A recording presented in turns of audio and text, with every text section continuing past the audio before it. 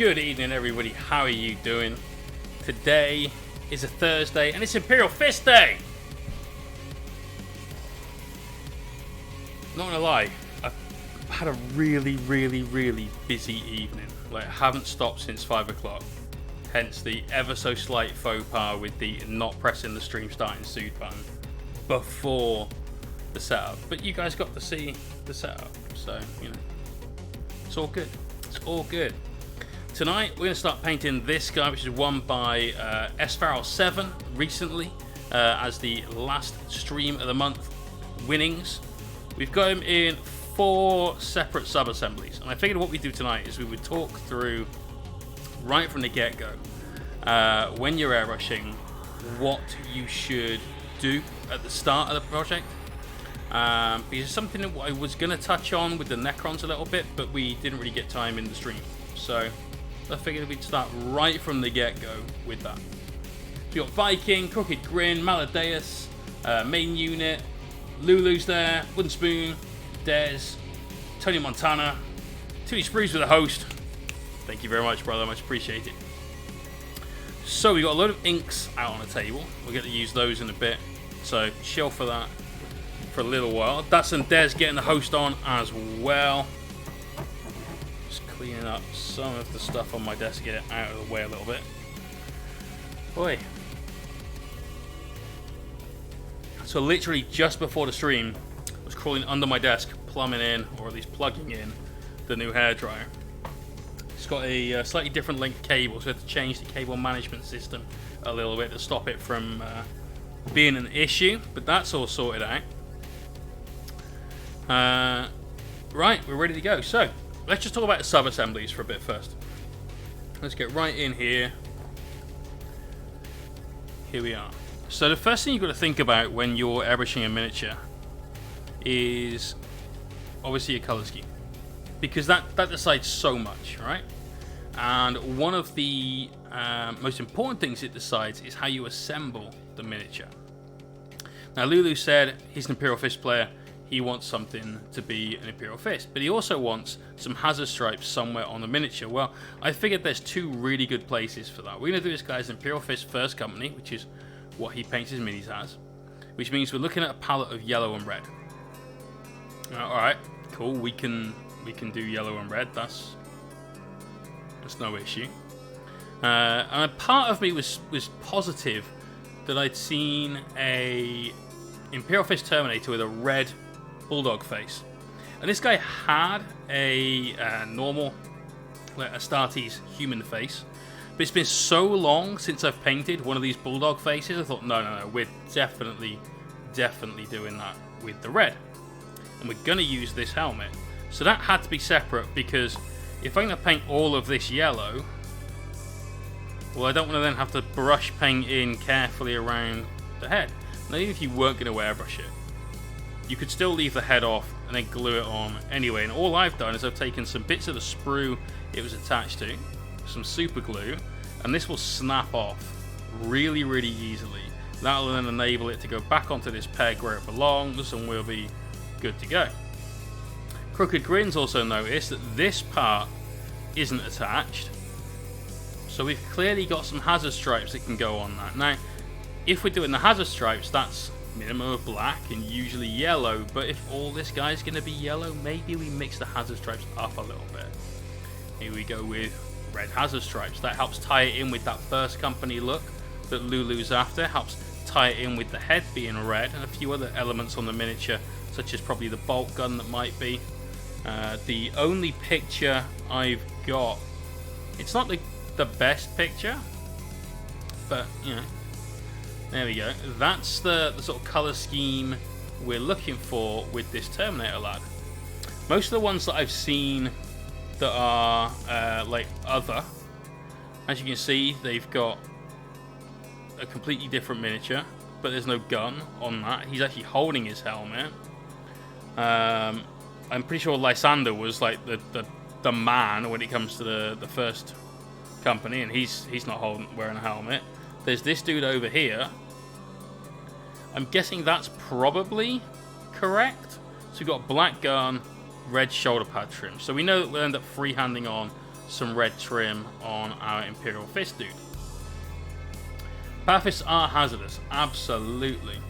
Your Necron Dynasty has been featured in ITV4 right now. Are they playing a Terminator? Legit? Awesome. Yes! The Kyberdyne Dynasty lives. Happy days. So that's where we're at with the sub-assembly part of it, right? We have identified, just based on different parts of the Mini and its color scheme, that we want to paint areas of it in different colors to the main part, because the main part is yellow. We're going to airbrush that. It makes my life easier if we leave these off. Now you'll notice that these pegs have been like hacked down a little bit. Alright, I've trimmed the end off, and then I've made a bit of a point out of this, because by the time it's just got a coat of primer, then a coat of yellow and a coat of white, and so on and so on and so on all over it, it's going to be a real pain in the ass to fit things on. No, I'm thinking we're going to do black and red. Like, honestly, I think that's going to look super sick, because it's going to really stand out at this point of the miniature. So if you look at it from the side, if we did that black and white, that would be too jarring. That's like ultimate contrast, right? The darkest dark and it's the lightest light. If we do red, because the helmet is going to be red here, because we'll find a few other elements on the armor to make red, it won't be so jarring. So we've left the helmet off, and we've left that part of the fist off. Obviously we've got these skulls, we're going to do something fun with those. Happy days. But why have I not attached this bit? Well, that's because that little servo skull on a bit of scenery actually belongs on the base here. And if I put that on, it sort of sticks out to the side a little bit, and that makes getting to all of the rest of this really difficult. So if we leave that off, we've got better access to this. So there's two reasons why you would do a sub-assembly. Hey, no worries, man. You go and have your sleep. First one being, I need to paint this a different color, therefore we'll do a sub-assembly. The second one is, it's a pain in the ass if I put it there, so we'll do a sub-assembly. So that's a very, very basic look at why we've sub-assembled this. Now we're going to go with the priming. Priming, always get your airbrush thinner out with. We're using the matte version of the Vallejo Surface Primer, not the gloss version. Looking for a nice smooth finish. We're not looking for, let's do a load of metallics. Pastor Britt, how you doing, man?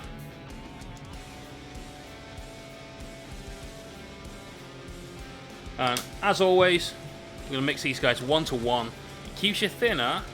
Sorry, it keeps your primer very thin, obviously. The thinner helps it dry slightly faster, which you want, because you want to get on with painting the Mini.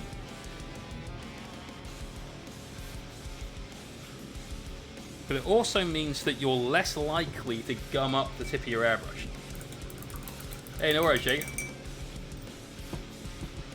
If you use the primer by itself, then you best have an airbrush with a really fat needle in it, because otherwise it's just not going to work.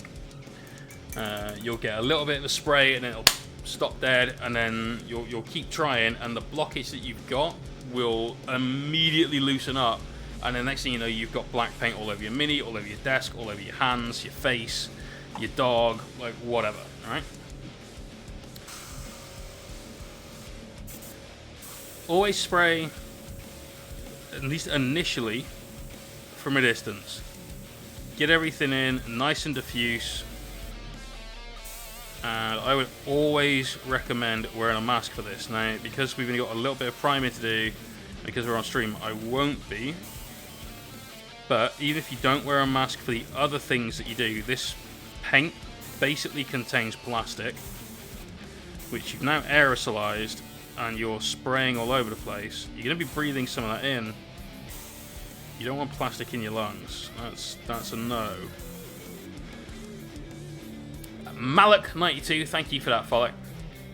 So there's our fist, nicely undercoated. Now you'll see we've got a little bit of this red showing through here and there. That's totally fine. We're going to just get everything undercoated, do a quick blast with a hairdryer, and then come in for a second pass. You're not looking for full coverage to begin with. You're just looking for a good base to get that next coat down. Another reason to do sub-assemblies is so we've got access to all these details. So like I was saying, sometimes you do a sub-assembly because something's a pain in the ass to do otherwise. We can start blotting out some of our commands. Well, this has made the servo skull easy to paint, as well as making the mini easy to paint. So we've won twice, essentially, on this one. Get his dog face helmet done.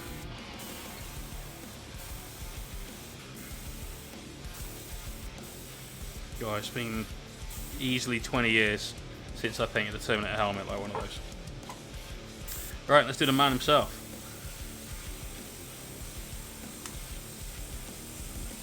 So keeping the airbrush in motion, moving that up and down while we rotate the miniature, and then we'll make sure we hit all of those sides. Super important to get an initial coat down that's going to give us most of our coverage for us. We're not looking to get the whole thing in one coat. It won't.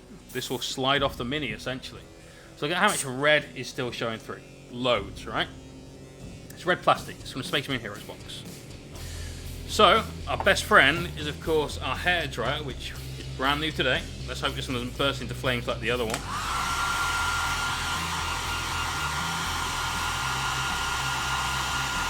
If you haven't got a hairdryer, like I picked this one up for, I think, just under a tenner, like £9.60 or something dumb like that, right? And I'd strongly recommend everyone get one, even if you don't have an airbrush. Having an airbrush and having a hairdryer are not connected at all.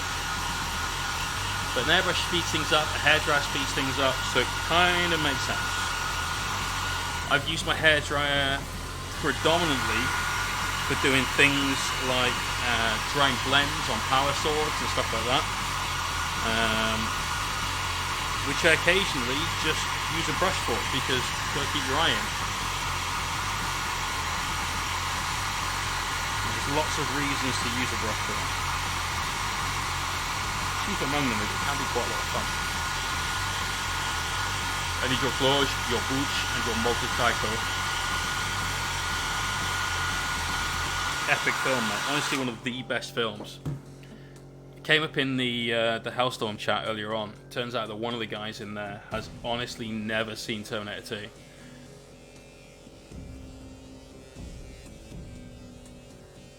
That's like not knowing what water is. You know, it's a fundamental wrong with the world at that point. I don't understand. It doesn't compute. Okay, you're gonna need a little bit more primer.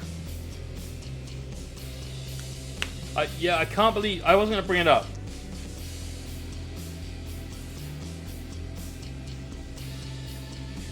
So Terminator 1, the first Terminator, was amazing. And Arnie, bizarrely, was originally not going to be cast as a Terminator. He was going to be the good guy. The Terminator was going to be played by Lance Henriksen.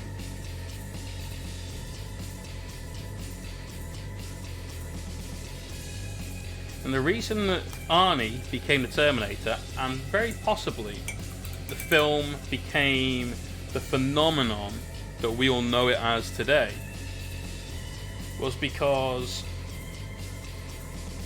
there was either someone in the production team or like a focus group they put the film in front of. They said that they didn't like Lance Henriksen as the Terminator because he was too scary. The Terminator could be anyone at that point. Henriksen looks like nothing in the film, let's be honest. He's not even the most physically impressive one out of all the cops. He's an average-looking dude with a relatively forgettable sort of demeanour. He's a little bit sour in the film, that's the character he plays. But he's a perfect assassin from that point, right? And that's what Terminators should be. The Terminator is a stealth construct. You know, it's camouflaged. It wears human skin as a camouflage. So if all Terminators look like Arnie, you're like, oh, holy shit, look at the size of that guy, Terminator. The dogs are barking. I don't need the dogs, he's a fucking brick wall. You know? So Henriksen was going to be the Terminator, and it became the other way around. Arnie then became the Terminator. And what an amazing, amazing legacy that has sort of pushed forth. Now look at how much red plastic's still showing through on this thing. These minis are an absolute pain in the ass to get the initial paint down on.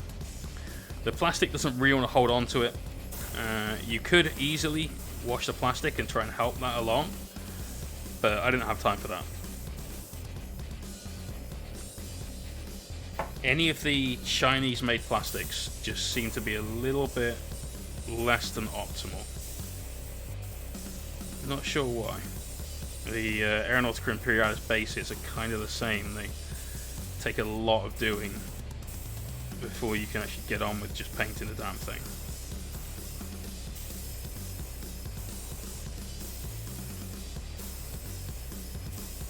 Right, hairdryer again.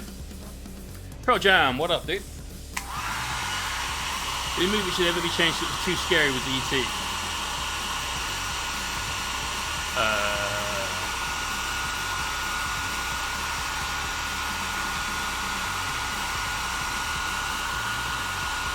You may have to explain that to me. Just a little bit.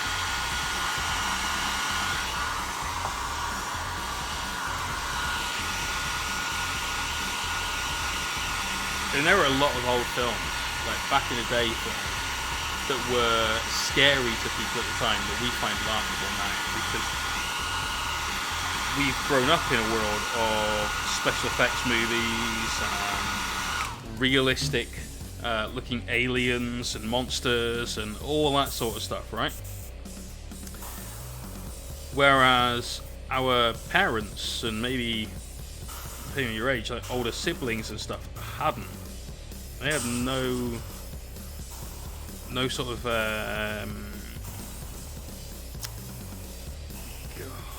like tolerance, I guess, would be a shit version of the word I'm looking for, to any of these sorts of things. It was all brand new to them.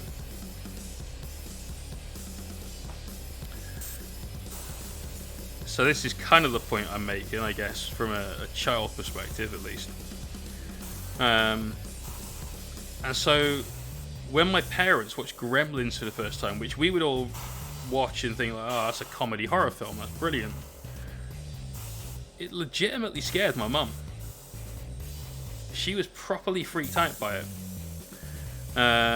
Couldn't deal with the fact that there may be little horrible bastards just sort of sheltering in cupboards, wardrobes, the toilet, you name it. And so she made my old man go and check all of the rooms in their part of the house. The birds, yeah, that's another one. The burbs, B-U-R-B-S, that worried a few people. Desensitized, that's the one, thank you. I knew there was a real word for it, I just couldn't remember it. Oh, Bellas, what up, dude?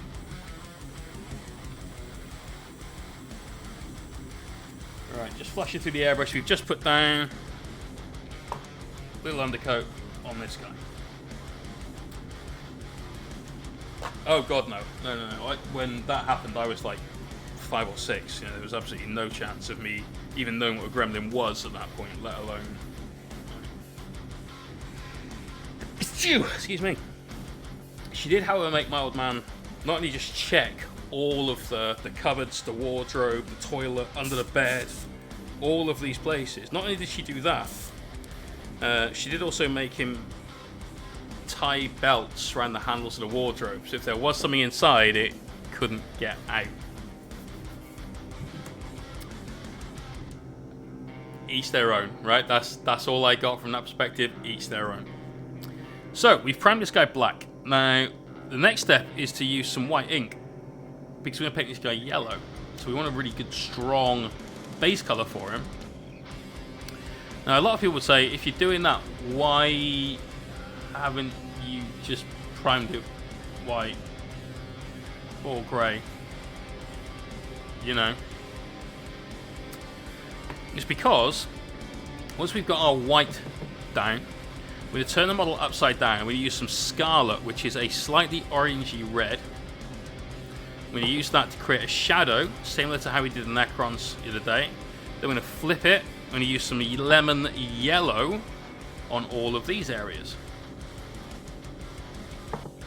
So we're still going to get a super, super, super bright white out of this, and therefore a super bright yellow. So it's going to take a few passes. But the reason we're going with the black first is because we want those darker shadows. War of the Worlds is a brilliant example for that. Now, what have I got on the other side of this? Horribleness. Yeah, we'll just stick with this. It's going to look better. Right, going to grab some flow improver.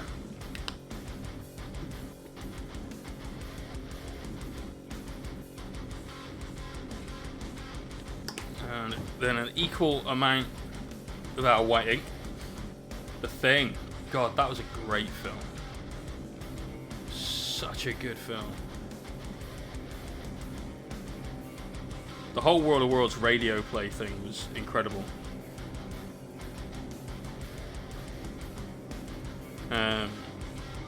So it was played in America, over the air, and it wasn't... I don't know if it was introduced at the start as like, this is a radio play, or it was just something that happened, but it was all done as news broadcasts. And of course it was being played on the radio, and the radio at the time was one of the principal forms of entertainment. You'd listen to the radio because chances are there either wasn't a TV in the house, or there wasn't a TV in like maybe even the neighbourhood. Pretty sure the TV had been invented by then. But because it was on the radio, it was just believable instantly.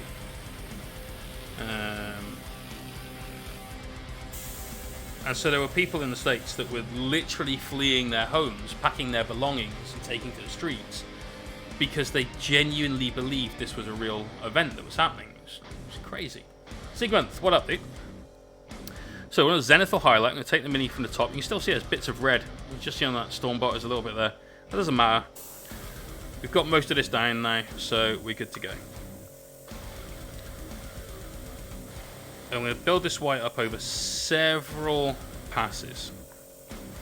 So to begin with, we're going to keep tight as well. To begin with, you can see it's very speckly because we've got white going over black.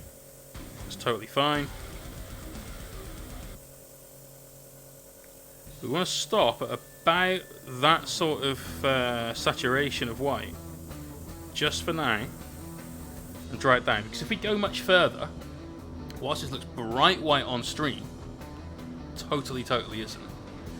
But if we go much further, what we're going to have is like a big section of ink that kind of piles up in one place. So we're going to pop that to one side. I'll do the same on the head. I'm not going to do the hand. Yeah, we will do the hand, but slightly differently. It's going to be slightly more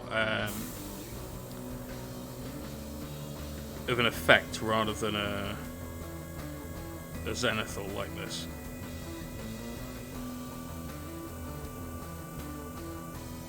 There we go, it's just a little bit. Again, it looks very white. It really isn't. It was not announced the story. Yeah, fair enough. And the hand, coming close.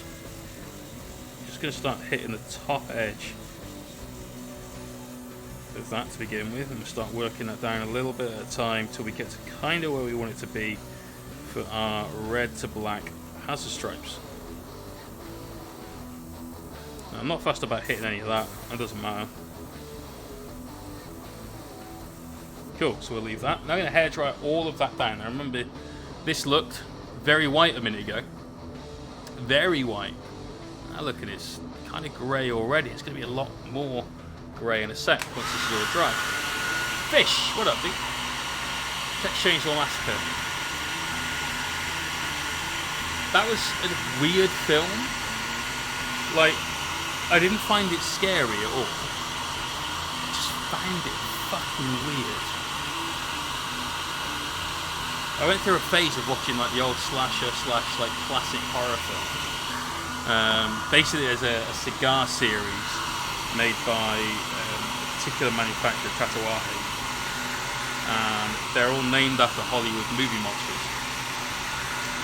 So you got the Frank, the Drac, the Mummy, the Wolf, the Jekyll and the Hyde, you know, the Face, which is Leatherface. And I decided I was going to go through a series of them, and they were very limited cigars. It was difficult to get hold of, but I went through the series of cigars while watching the movie that the movie monster was for. So for Drac, because I hadn't seen it, I watched the Dracula Untold film. For Frankenstein one, I watched Victor Frankenstein, I think it was. Then obviously Leatherface. There's Jason. Yeah? Number 6 is the Jason. Actually, no, it's not the Jason. It's because that would be too copyrighted. It was JV13 was number 6. And that was, when we got to Leatherface, that was just a really, really weird film. Like, the whole fucking family of crazy people was a bit just odd.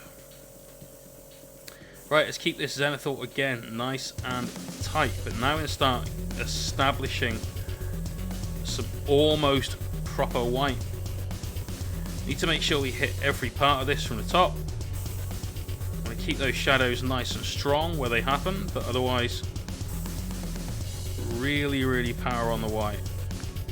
Want some super bright yellows. Again, don't want to flood anything, but we'll probably come back in for a third coat in a sec. So look at him from that angle. Super high contrast. You can see all those shadows.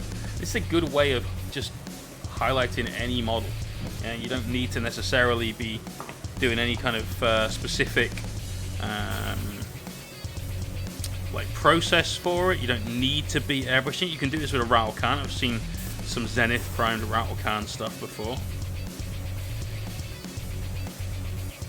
And then when you're painting, as long as you use nice thin coats on top of this, you'll get all those gradients come through. Let's dry down again. We go for probably one final coat of white on the body.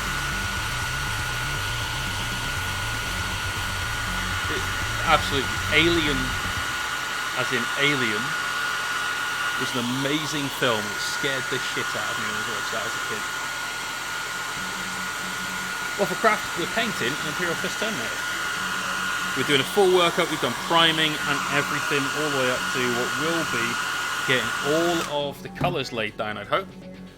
Currently, we're on a zenithal highlight stage. We're going to do, like I said, one more pass on this, because whilst this looks really white on the camera, there's still a little bit of grey to that, and I want this to be white as the driven snow, you know.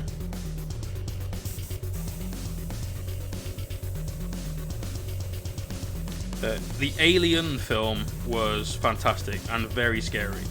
The Aliens film was an entirely different style of film, and is still one of my favourite films. Ripley, Sigourney Weaver, the absolute baddest chick on the planet.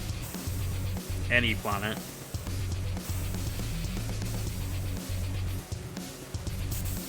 That immortal line where she's facing down the alien queen, is having absolutely none of it. Gosh, she's a fucking absolutely epic character. Cake Fisk, what up, dude? Yeah, had to get a new hairdryer. It was, we need it. Alright, now I'm going to start breaking our zenith a little bit. Coming down and hitting some of these, because this is such a lot of shadow. The whole model ends up looking a little bit too red if we don't. So we're just coming down, I'm going to hit some of the areas like the front of the knee. Just gently. Again, this will have to be done over a couple of passes so we don't flood the area with white ink and blow it all out of proportion. Just want to get this little like hip protector. I don't really know what these plates are for. What we'll do is nutsack. Nice yellow balls.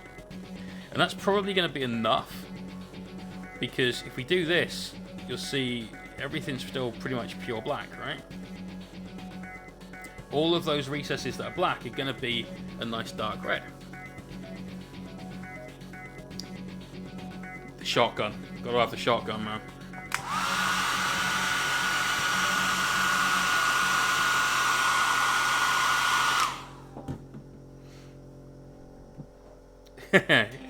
Looks like a white scar for now, man. Give it time. Give it time. Just putting it real close on its kneecap. Tiny amount of paint. Just about the airbrush control. Building that nice and bright. And then I'll say we are done with this. So we're going to flush the airbrush through.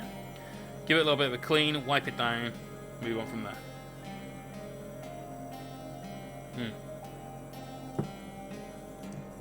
Now, I liked Aliens 3. Genuinely. I thought that was good. In Resurrection, I enjoyed it at the time because I was a teenager. I think that was definitely the demographic they were going for.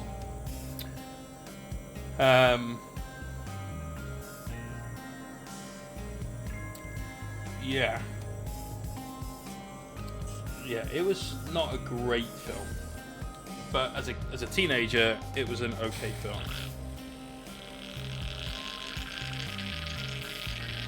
In all the prequels we've had, the Prometheus and the other ones, I can't remember what it's called. They've been alright. They haven't been anything to particularly write home about, but they've been alright. Right, now let's get that Scarlet out. Cake Fist, that sounds like a nice challenge for you to take on. Look at it that way.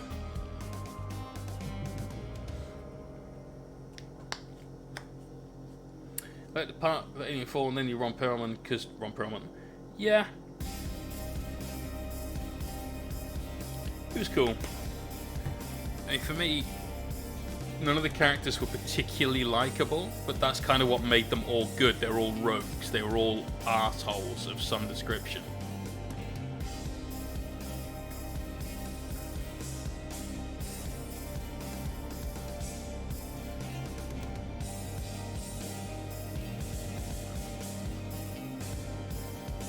Right, all the scientists were fuckheads. The general, fuckhead. You know. Cats! Dude, I'm so glad. How have you been, man? You obviously you're better than you were, but you doing okay?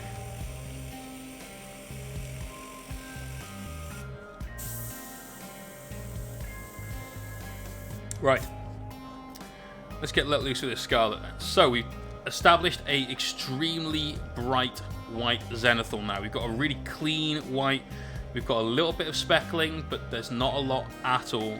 And now we need to start getting on here with this Scarlet. Rocky! 16 months. That is crazy. That's nearly a year and a half now, man. That's insanity for me. God, I didn't think we'd get this far. I'm going to turn the Mini upside down. And it's going to go on real diffuse from a distance. Now, this is going to take some time to influence the miniature, but it will happen. And we need to go on super thin. Now, it's going to be extremely easy to get into the trap of, oh, I can't see the colour, it must not be there, and just fucking hose it with the airbrush. Because you can't see it. You need to be patient, otherwise you'll ruin the Mini enough to start again. Trap limits don't need it. Oh, dude, that sounds horrible. Let's get some love in the stream for Cats, who's obviously an absolute fucking boss for dealing with that. Oh, holy shit! Rocky, what was this madness? Thank you very much, dude. You didn't need to do that at all, but that's incredibly appreciated. Let's get some love for Ket and for Rocky. One for being a boss, and the other one for manning up and dealing with all that pain.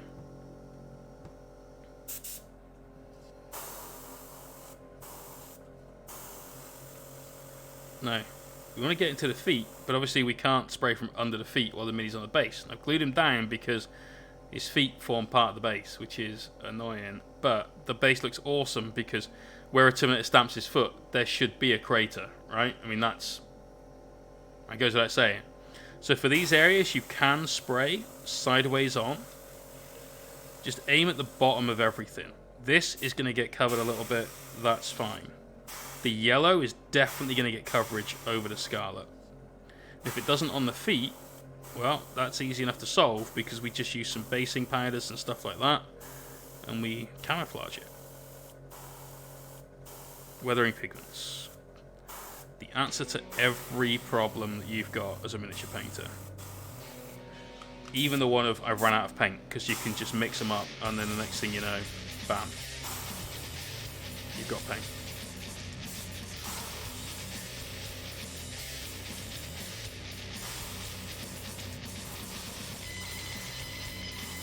So we've gone from a white scar to what is clearly a blood angel at this point. Like, obviously a blood angel.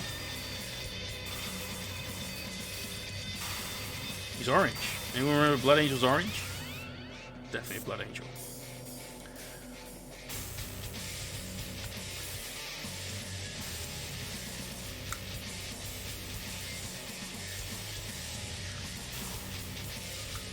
There we go, though. Just going to get inside his little cowl up here at the top. Then we'll grab the hairdryer, dry that down, and we might even have to give that another coat. But you can use this kind of technique for any kind of OSL. Like, this guy now looks like he's lit from the bottom as well as from the top. So if you were painting a bust, if you're painting something under like weird special effect lights and so on and so forth, you could definitely do it this way.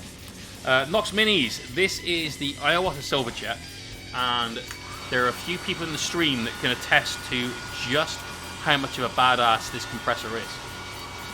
Firstly, it doesn't have a tank, so when you want air to come out, it's on and it's constantly on. But over the weekend, we ran it for 16 hours straight, all on air. On air with a compressor, that's kind of... There's a pun in there somewhere, right? But this thing is an absolute beast. Throughout all of that, it didn't even stutter, no issues, no excessive watering in the pipes, none of that. It was a weapon. Right, so there we go. We've got a load of that scarlet laid down. We're going to try and get a bit more colour on some of these darker areas, like inside the fist, up into the armpits, in the recesses up here. But we needed to make sure we didn't flood any parts of the Mini, so that's why doing this in 2 passes is definitely the right call. Maybe even 3.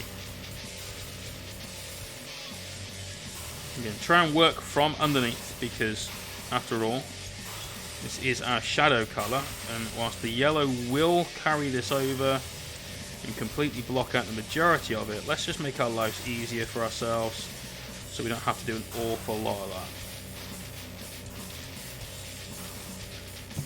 Give it a dry, and then maybe one more coat. Need a new compressor? I can honestly, wholeheartedly recommend this, dude. Honestly. You can buy it off Element. I really wouldn't. Like, I know I make a bit of money on the affiliate part of that. In fact, off that, I'd make quite a lot of money off the affiliate part of that. But Element will do the same thing that someone like GW will charge you more because you believe it's a hobby product, and so you'll buy it from a hobby store, and they can put a markup on that. It's not a hobby product. This is a tool. Therefore, it's used in many industries. This is actually used in the nail industry, which is one of the reasons why I bought it.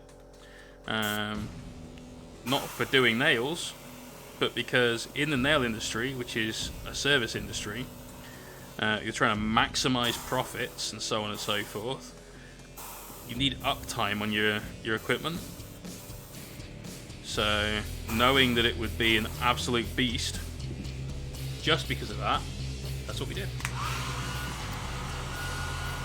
Right, we've still got some red to do on there, red to do on there, but now we can move on to the yellow.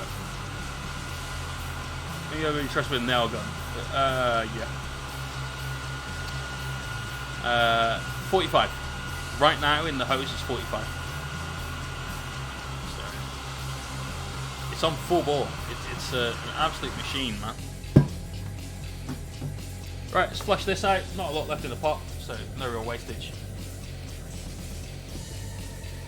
Give it a quick wipe rag, and then we're going to move on to our lemon yellow. Now that is an extremely yellow. That's right up there, yeah? We use that on all of our Nurgle demons, which are behind me in the cabinet. The Necrons, soon to join them. Quick update on the Crons. Over lunchtime, today, yesterday, and not Tuesday, and Tuesday night stream, we finished off the rest of the character minis. So there's our Scorpec Lords. Look at that fucking Freddy Krueger hand, man. That's savage. Very bright, very shiny. Looking like a boss. Looking like a boss. The little square will disappear in a second. We didn't set the camera focus up so well today, unfortunately. May as well sort that now. All we gotta do is zoom out. Got a stack of shot glasses, mobile phone off to one side. Get focus on that. And set.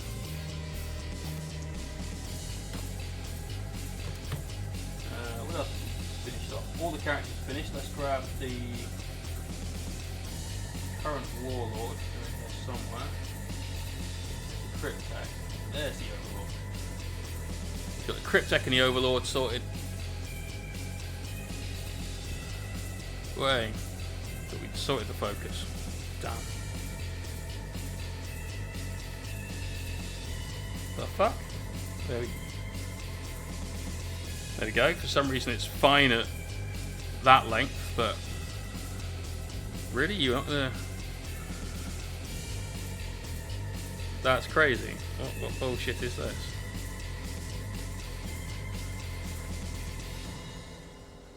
But there we go. There's our Cryptek. Looking super cool. And the Overlord also looking hella cool.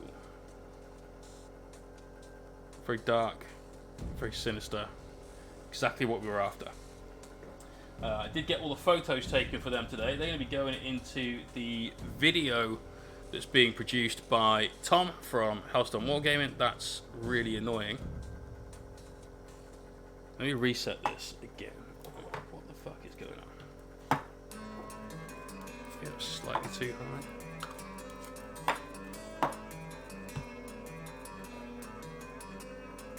One sec.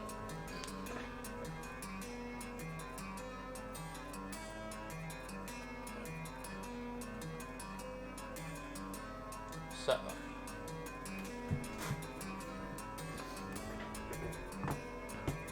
So hopefully when we zoom in now,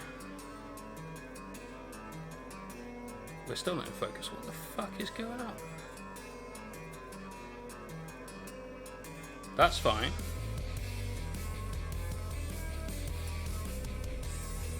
Is the autofocus on or something?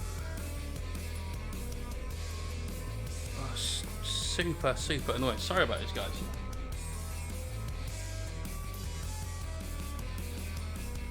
Let's see half of the buttons on this flipping camera. Let's see autofocus.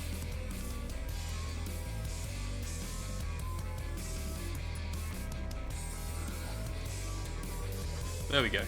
We're back in business. Mostly. Alright, we'll have to just go with that for now. Dark Angels for life. Thank you for that follow and welcome. So, let's get those out of the way. Now it's time for the yellowing. That Dala Rani FW lemon yellow. It's super yellow. You've had an idea for you next. Good luck with that. Right. Madaes. Sounds awesome, mate. Dr. Rhino, how you doing?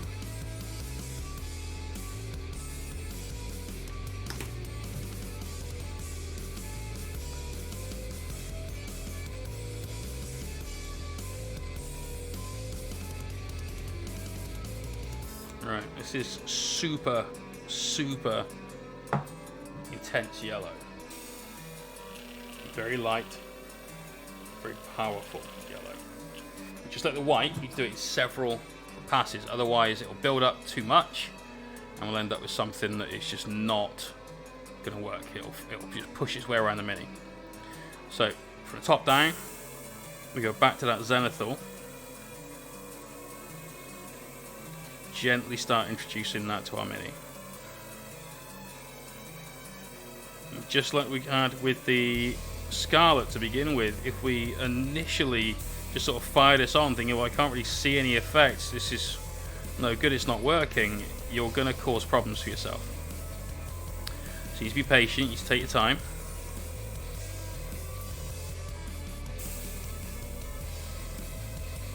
Just allow it to build up. And you get several passes all the way through the lower part of the armor as well, so while it looks very orange for now, don't you worry, it'll come out nice and yellow. Only in places we want it to. Let's go at the front for a bit. Don't worry, easier on your back, eyes, hands, head, etc. 1,000-point incursion army, and within a time limit, have a game with it.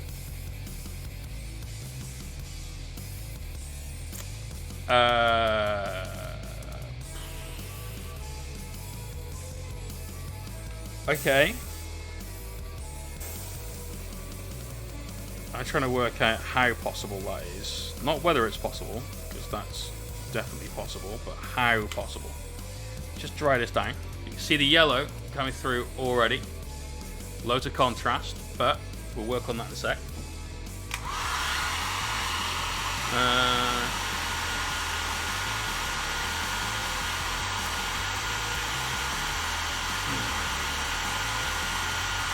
The only issue with something like that is I'd need somebody willing to play a game of 40k on stream for a start. And I'd need to move all the stream rig upstairs to the game table, because streaming off of my laptop is not going to happen. It's absolutely not going to happen. And so that involves dismantling the entire stream setup here, cameras and everything, reassembling it in another room on another floor of the house at potentially, say, midnight. And if I'm honest, I'm not super comfortable with that. Like, there's a reason we don't do any sort of battle reports, game reports and stuff like that for now, guys. And that's the biggest part of it, is that we'd be upstairs and not down here. Get Mikey to help. Yeah, I'll get Mikey to drive for 3.5 hours to play a 1,000-point game on my stream. It's not happening.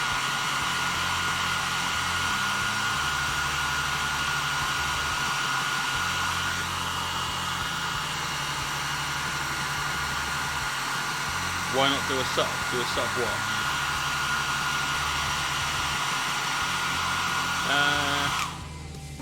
It could be, but that's still moving a lot of parts to get that to happen.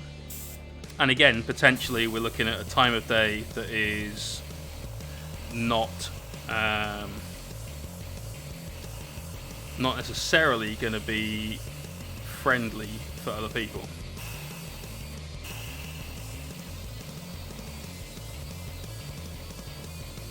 And don't get me wrong, I'm not trying to shit all over your idea, but the logistics of it are not so straightforward. Why do a sub goal for an upstairs setup? Fuck no, man. Like, don't look. Please don't take this the wrong way. I very much welcome you guys sending donations my way. That's great, but there's a reason we don't advertise it anywhere. Like, none of that's on screen. The donate button is like right the way down the bottom of the panels, so it's hard to find. The only time we ever like promote the donate function is when we're using it to buy tickets for raffles that we're running on stream, when you kind of need to buy the ticket that way. That's it. Like, I'm never gonna be the streamer that's like, oh, please buy me my shit for me. I think that's a little bit rude. I don't know why. I'm not sure why I think it's rude. Maybe I'm just old-fashioned from that perspective. I don't know, but I think that's a rude thing to ask. I treat the stream as a business, so we do take an income from the stream, and we do reinvest a lot of the money that comes from the stream back into the stream. But it's very much carefully sort of meted out. So this camera we saved up.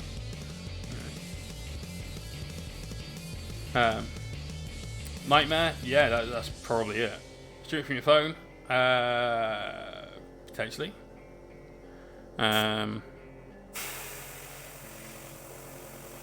Like that's actually possible, I guess. You won't get the same quality as anything that you'd expect from like a big battle report channel.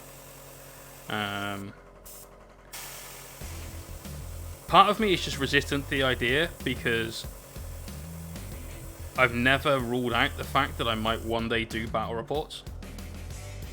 But I'd need to have well-painted armies, because I won't do it like half-assed. So they'd have to be at least of a decent standard, like a high tabletop standard, such as you could argue an entire demon army and an entire Necron army that got painted recently. Like, I'd make the argument that those are, with a bit of tarting up on the characters, about good enough.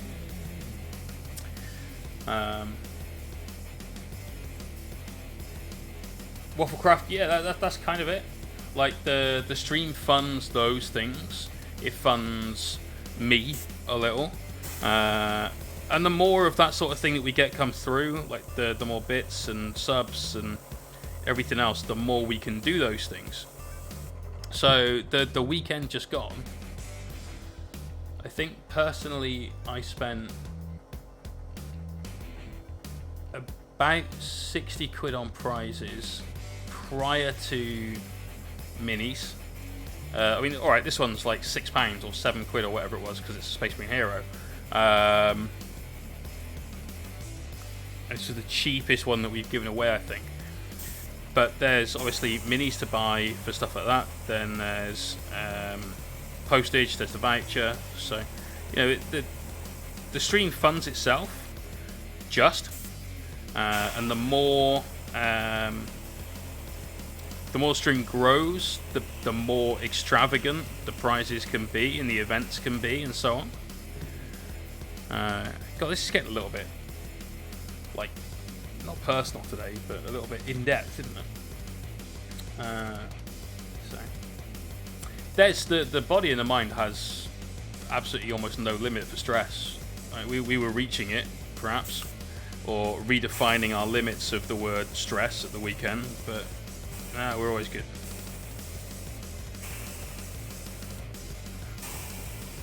Like, if I wasn't comfortable doing that stream, I wouldn't have done the Hellstorm stream that evening. Certainly wouldn't have done my own stream the day after. I appreciate where you're coming from though, dude. Like, I genuinely do, Ray, so thanks. Right, there we go. That is our yellow. So we've got loads of areas of contrast there. If we turn him this way up, in fact, you can see there's plenty of orange. From here, we've got a pretty solid yellow to be looking at. Could maybe reinforce it a little in these back panels, like the bum panel. From the front, I'm feeling pretty okay with it, dude. Let's get the hairdryer, dry it down, maybe give it one more flash in a few places. Maybe paint it out to a higher standard, then play them next weekend. Why would I only paint 1,000 points of anything, though, if we're going to do that? Like, I get it, and sure. But when I do a battle report, I want, like, esports level production standards. So there'd be a third person operating camera, stream, etc., providing perhaps a little bit of commentary. Unlikely, because it should be just the players, but maybe there's a little extra thing to come in. I want graphics that will show all your players' command points, score, so a little bit like Tabletop Titans. When a stratagem's used, I actually want to have things come up on the screen, like stratagem used. This is the thing. Briefest description, you know, vets, +1 to wound. You know, that's it. Not veterans of the Long War. Use this stratagem in either your shooting or fighting. None of that shit. So that kind of thing. Like, if and when it happens. I also, if we ever did battle reports that weren't live, would want to do them in quickfire format, which is exactly what Tabletop Tactics previewed today. I forgot what they called it. Highlight report, I think. I just want to do it like that, keep it snappy.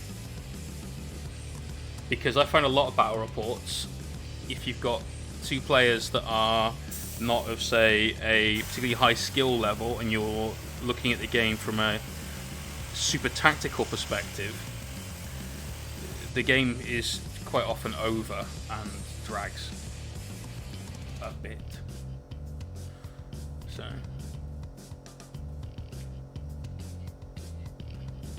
I get it. You guys just want to see me play 40k, don't you?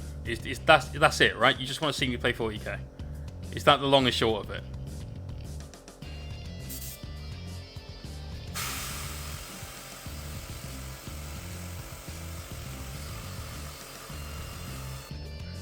Yes.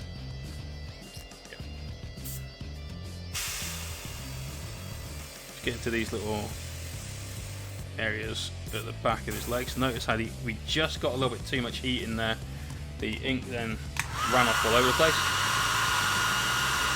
Right down nice and quick. Curious Rue's like, maybe. That maybe is not a maybe, dude.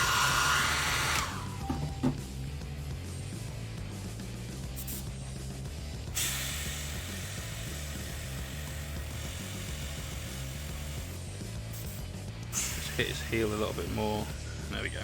Right, now I think we're done with the yellow. So we've got a lot of strong yellow on that. There's plenty of shades, but the yellow we do have is, as you can see, super, super bright yellow. Big fan of this. So I'm going to flush out the airbrush. I'm going to pop him down for a sec while we work on something else. Got to troll through your old YouTube. In other news, I've got to troll through your old YouTube to find a quote now. What quote? You versus Chatmaster Varak on TTS, your Anwar Knights and him in the Imperial Fist. If I'm playing Varak, I'm playing in person because he's got an army that looks relatively pretty. I like the whole Last War thing. I have played on Hellstorm. Yeah. Yeah. There's, if you do !HW, in fact, I think there's a link there to the battle report I played on their website. No, it's just their website. Damn. I'll find it and I'll put a link in. Videos, 40k. Is it in data archives? No. Search. If you do a search for knights.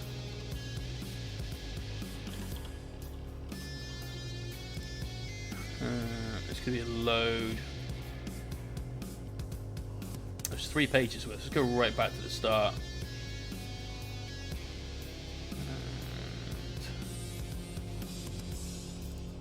May not even.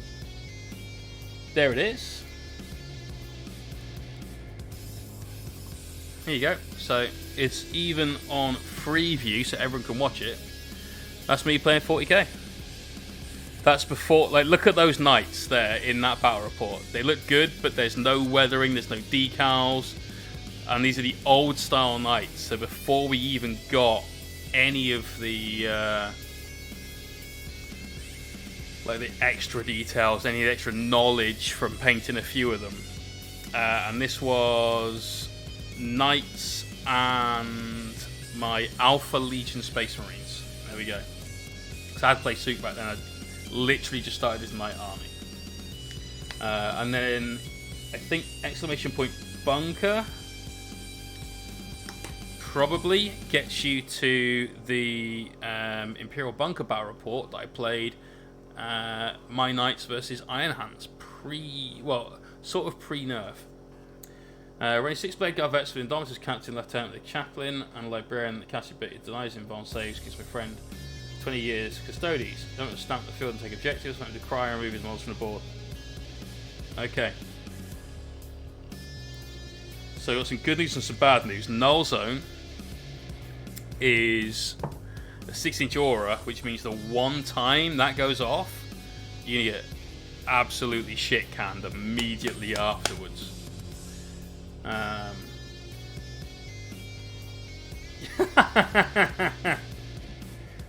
good luck to you, pal. Like, I'm not going to say he's a shit painter at all. There's a reason that I painted the face and he didn't, right?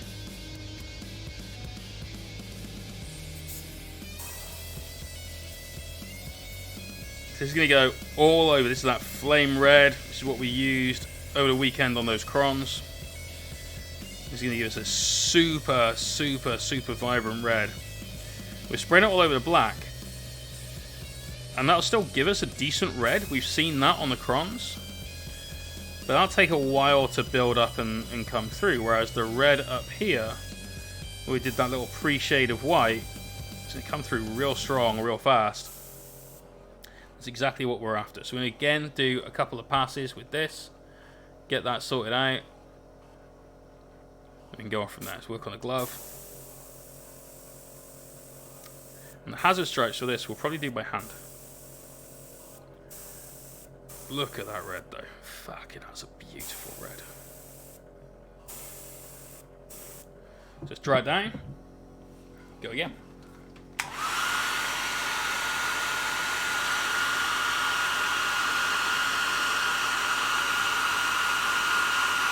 And the next thing we're going to do, after we've got all of the airbrushing down on these elements of the figure, is going to be the matte varnishes. Because the ink is super, super thin. No, it's this stuff. Flame red. Alternatively, Rojo de Fuego.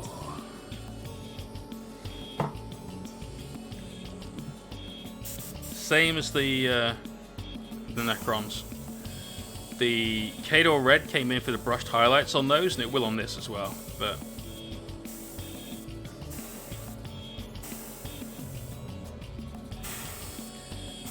okay, question for you then. Like, how many hours of footage does a GoPro record? Anyone got any ideas? I mean, and with like at least okay quality.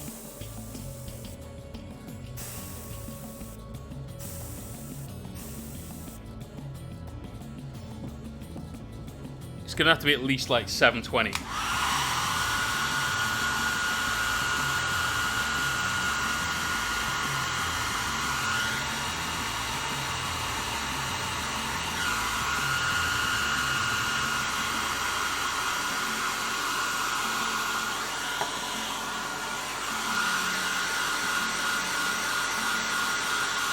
Making sure all this is nice and dry. Sealed down tight.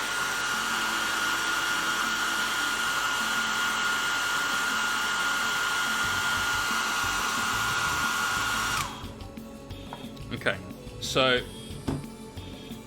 if the battery will last for, say, 3 hours,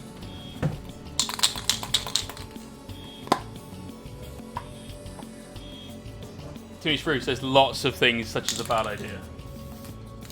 The world's seen many of those bad ideas. Hey guys, I know. Why doesn't Trump become president?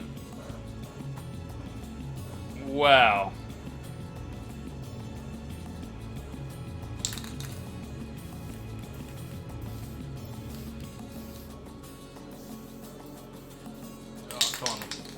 just going to be enough, please. Just need to paint the best. No, just run out.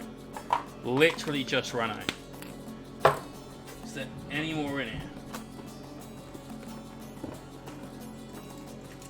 Okay, to the cupboard we go. One sec.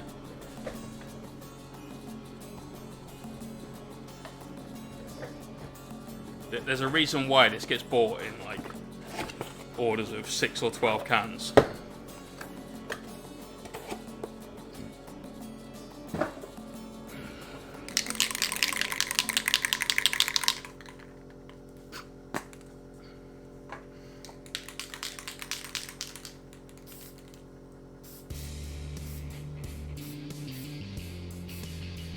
you go.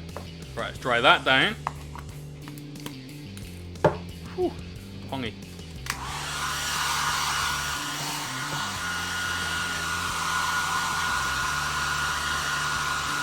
Go for its battery life, 2.5 hours. So a GoPro isn't long enough to do a full game of 40k. There you go.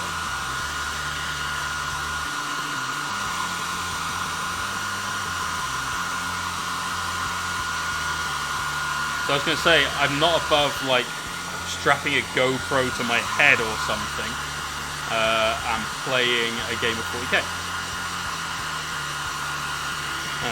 If I can find somebody at an event that is okay with doing so. The sound quality would be shit though, especially right now because they're all fucking wearing COVID masks.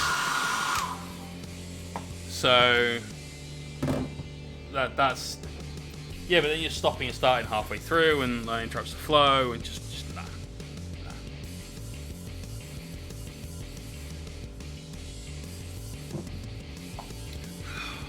So, let's look at our Imperial Fist.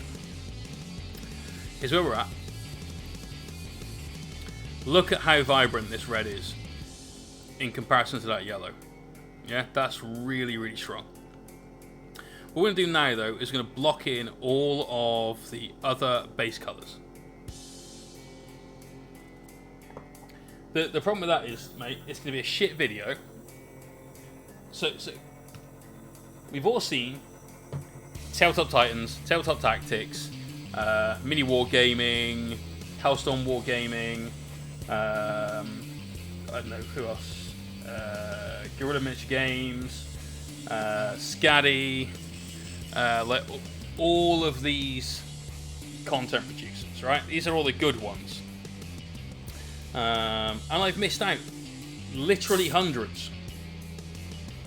Yeah, Imperial Bunker, the Battle Bunker, the 40k Battle Bunker. That's another local one to me.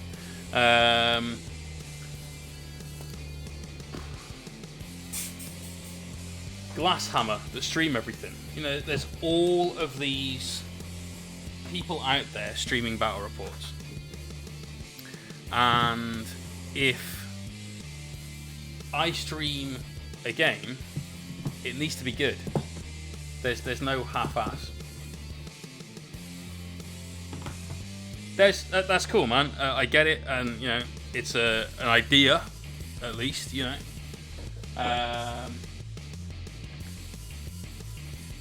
I'm not going to say never,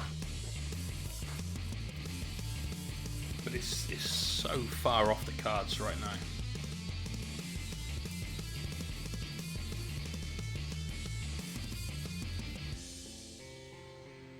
Right, let's get the black out. All the metallics. Use a base coat in black. Nice.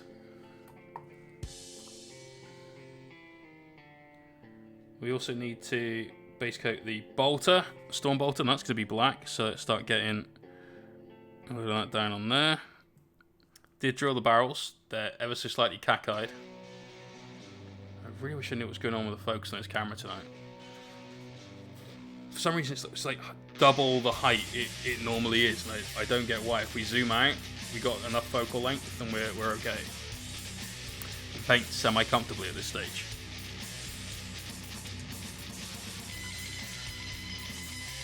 Probably a setting somewhere that I've bumped when taking all the photos of the crons earlier on.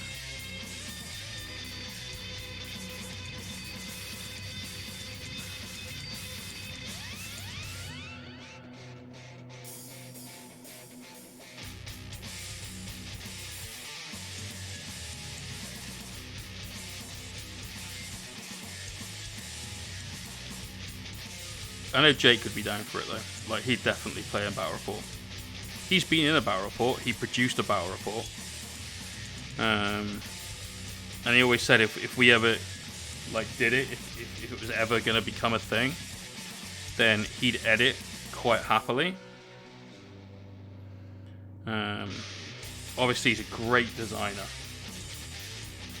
but we'd need to find a way of getting all the moving parts to line up for it to be able to be a thing.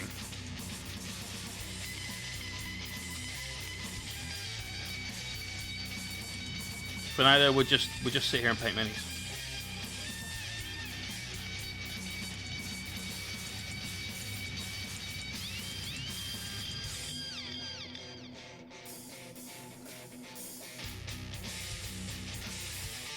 So, whilst I'm blocking in the black bits and the metallic bits, such as like this and these pipes and everything else, what's everybody else doing?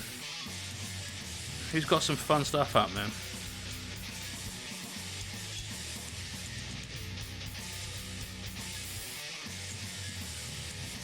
We've got what sounds like the regret of buying an Age of Sigmar army without first looking up how to play with it.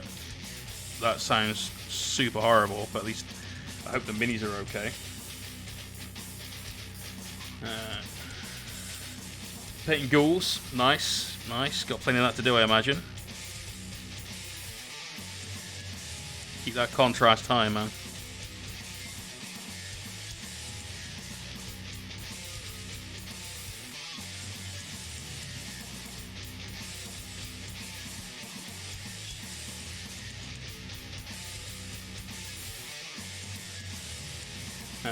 Hazard stripes on my Neo Popcorns, nice.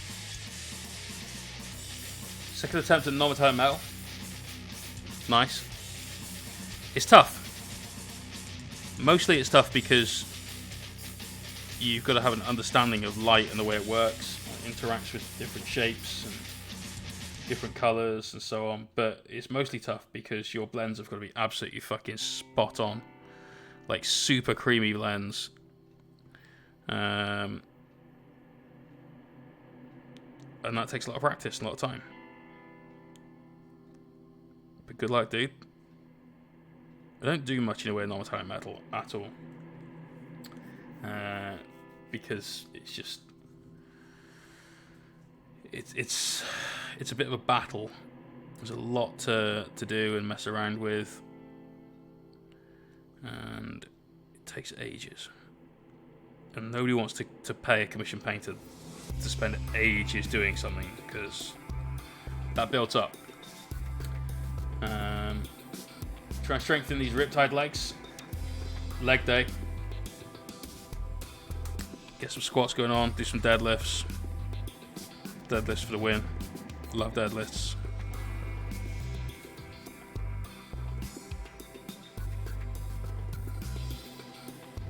Best exercise ever. Building a Sisters of Battle Retributor squad. Awesome. Absolutely awesome. They used to be extremely scary for me when they were strength 8, and now they're in strength 7. Thank Christ for that. Just that one change in the way that the wording is for all your Thunderhammers and so on. That's a point. I just realised that the Blood Angel Smash Captain that was smashing through my knights on either 3s or 2s or whatever it was should not have been. Never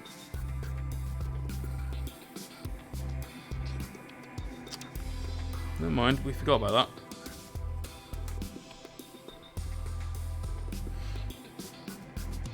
Such a big change to the game. Just the way a formula gets worked out now. Let a trap bar myself for lifts, fair. Deadlifts though, man. What's the way? Deadlifts work everything.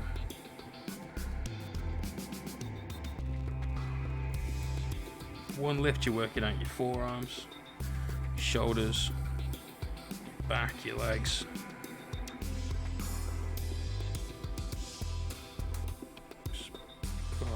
So good. I've gone to the gym before now and literally done nothing but an hour of deadlifts. Pyramid sets, drop sets, different kinds of deadlifts. Oh, I see. I used the Olympic. My 1 rep max, I feel, is very impressive, but is probably not by like most people's standards that are like hardcore weight training individuals. But I don't use straps. If I can't lift it with my hands, I've got no business with it being in my hand at all. My 1 rep max is 300 pounds. Is it 305? Whatever the weight stacked up to be. It was exactly 21 stone, whatever, so it must have been 300, not 305. What's 21 stone in kilos? For fuck's sake.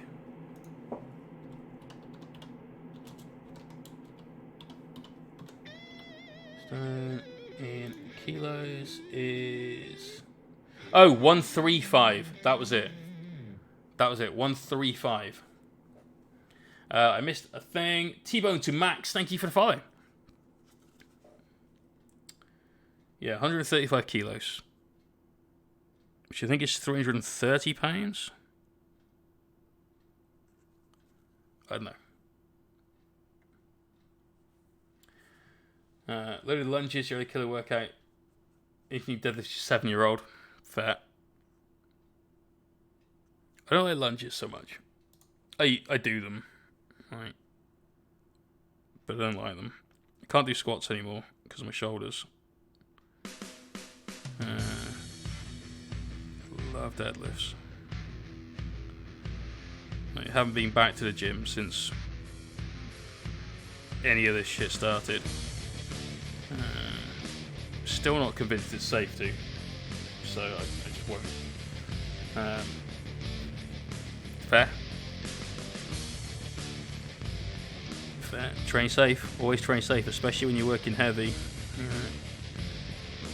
It's what makes me sort of wince a little bit every time I see somebody tying themselves to a fucking bar with a set of straps.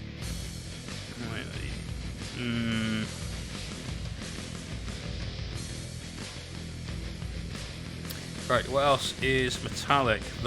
What colour do they do there? I saw a dude waving a thunder hammer earlier on. So Lysander's is sort of silver, dark silver. There's a lot of bone ones I'm looking at here that look pretty cool. Painted by Grimvar. I don't know who that guy is, but look at those Terminators. They look sick.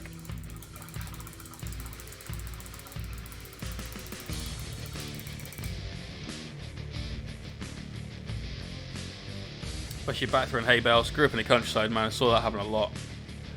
They look cool. Where's the dude I was using earlier on? Oh, here we go. What's this? This is some like video game art or something.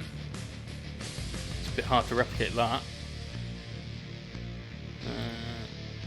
So this guy is silver bits with bone bits. Lulu, are you in the chat still? Looks like silver and bone is kind of the common one. Oh, here we go. God damn, that's an old ass picture. An old picture. That's just bone. They're quite pretty. They're really pretty. Jack's Imperial Fist from Goonhammer. Cool.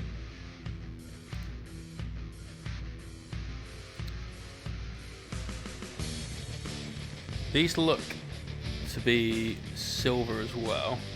Great. Fantastic picture. Thanks for that.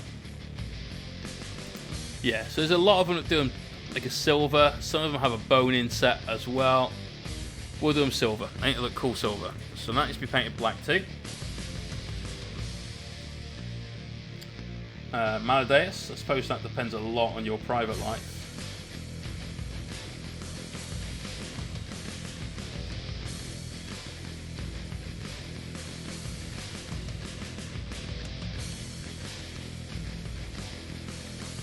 So I'm not going to fuss too much about getting right up to the very edge of this, because we don't want to run the risk of painting the yellow with this and then doing the same when we get the silver out as well. I know. But everything looks cool. Alright, silver it is then.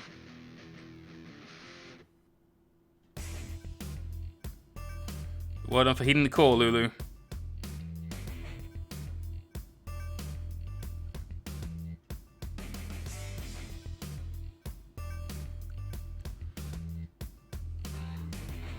Frozen!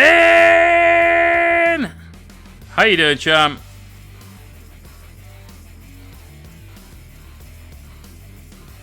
How's it going, buddy?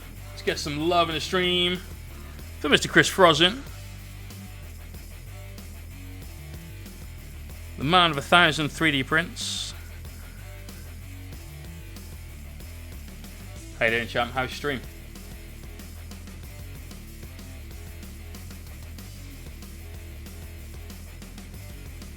We're doing good, dude. We're painting an Imperial Fist today.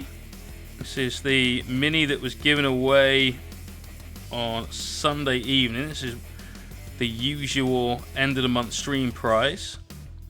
And this was won by Lulu in the chat. He's asked that we paint it as an Imperial Fist. So we've done a full workup from the red plastic of the hero set up to where we are now so far today. So a bit of a chat on how to do sub-assemblies and why you should and when you should and stuff like that. And then we went through how to prime properly, how to do zenithal highlights properly with like a white pre-shade, how to do under shadows properly. I've got to think of a better name for it than that though. It's a technique I use all the time, and I've never actually seen anyone with a specific name for it. That doesn't sound like they've made it up too, so we need to think up with a better name. Shadow layer is probably a good one. So we did scarlet shadows underneath. You can see we got a lot of red going on under there. It's got a slight orange cast to it, and then we built up the yellows till we got proper lemon yellow from the top down. Under shading probably works. Low lights, yeah.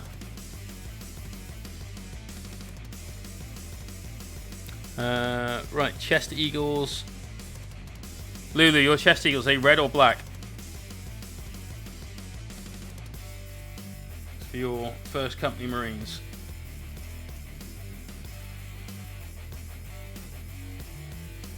I see a few. Even okay. GW's Warhammer community picture of this man, whose name I can't remember. Not Laius Isidon, that's somebody else. I don't know. Man with butt face chin. Torgaradon, that's it. His is red, so I'm guessing we're doing red chest eagles. But Lulu, let me know if yours are black, if they're gold or whatever, we'll match yours. I'll do the Terminator's on his knee in dark silver as well, to match his shoulder pad one. So that needs to be black. We'll do the fist. We'll do the fingers on the fist, sorry, in black. That'll look better. It's Duke Nukem in power armor. What, he's here to chew gum and build buildings? And he's all out of buildings.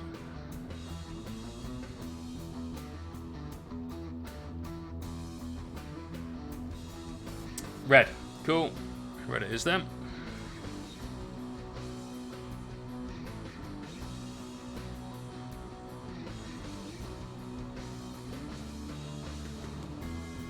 Quite a dark red or like a full bright ass red? Telling me the secrets of the Imperial fists.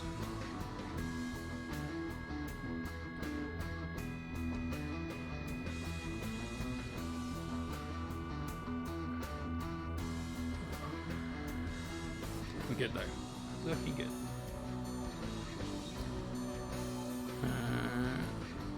I want to leave all these bits as yellow. I don't want to start building like a cage around him. I always think that looks a bit weird. Like, why would she bother? So, belt buckle.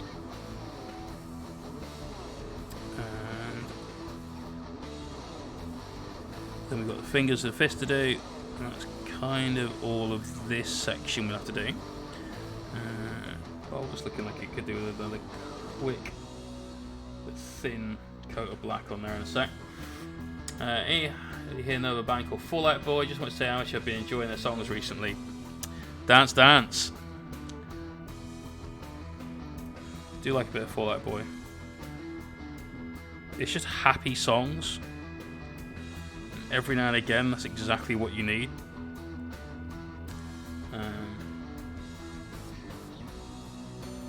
I am an arms dealer.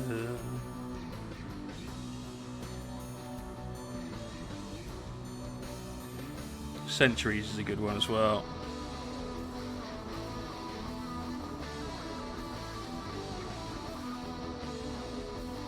It's like some of Sum 41 songs. You either get the slightly mopey ones, which are usually about Derek's dad, or you get the like just fuck it, let's be happy and boppy and everything else ones. And the happy ones are always great. Summer, Rhythms, Fat Lip. They're always epic tunes. Right, fingers.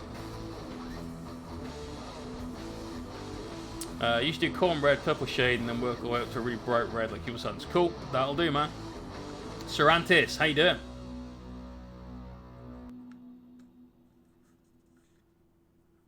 Panic at the Disco. God, I know I've listened to some of their songs, but I can't remember any of them off the top of my head. They used to be on the Games Workshop soundtrack, so back when GWHQ would send you a set of CDs, like right here, this is what you have to play. You had 5 CDs and a 5 CD changer, and once every, it was about 4 hours, you have to get up and press play to start the whole thing again. Rested up now. We were rested up on Monday afternoon, man. Like, we streamed with Mikey, then we went to bed. You know, I was tired during that stream, but we were still cooking on all cylinders, cooking with gas, whatever. Firing on all cylinders, that's the thing.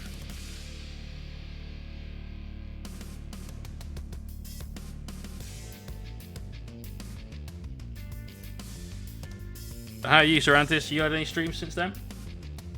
Let's get some love for Serantis. Centuries Phoenix, the Young Look Chronicles, no band's done before, so good. It's Kid Rock again. Holy shit, really? God. Kid Rock, he did the fucking Sweet Home Alabama cover, didn't he?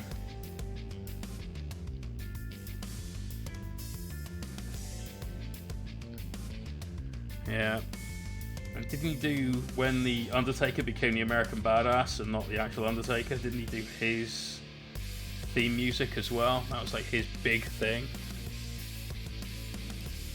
Oh, nice. 5 days a week. Go you. Des, are you feeling better now? I feel guilty for not having asked much since the weekend, but... Very sorry, man. Yeah. Yeah. I write sins, not tragedies. Fucking hell, yeah. Yeah, pretty sure that's the one.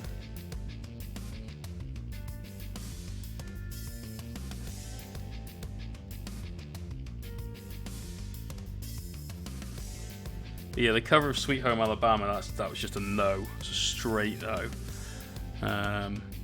What else would I have been listening to back then? Maybe some Papa Roach. Last Resort, Scars. Still like Scars, I think that's a great song. Last Resort has so many easy cover opportunities with different lyrics. Good, Des, I'm glad, man. Sorry that I've not asked after you. That's just me being shit, I'm afraid.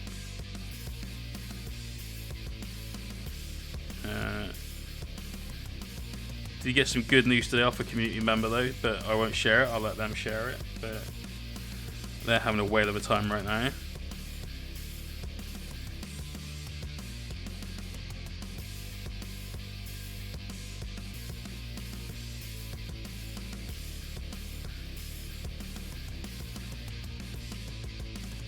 This ain't tennis, but yo, I'll use my backhand. Fuck's sake. Limp Biscuit, yeah. Chocolate Starfish and Hot Dog Flavored Waters had that album. Parents weren't happy I had that album. They weren't particularly enthralled by the music. And then when they found out what the album's title meant, they were extremely unhappy. I had that album. Like, what's a chocolate starfish? You bummo! Alright, oh dear. The Rasmus, yeah, Into the Shadows. A strong album. Spine Shank. I probably listened to some of their stuff, but I can't remember any of it.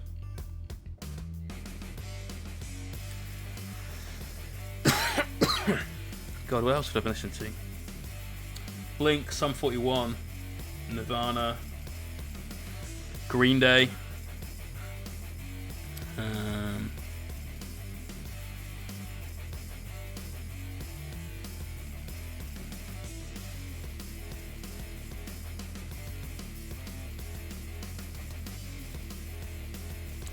God, a lot. Evanescence, that was big then, and it's about to be big again. Amy Lee's just releasing a new album with the band that's very politically driven. Still like them. That woman's got some fucking pipes. She can sing.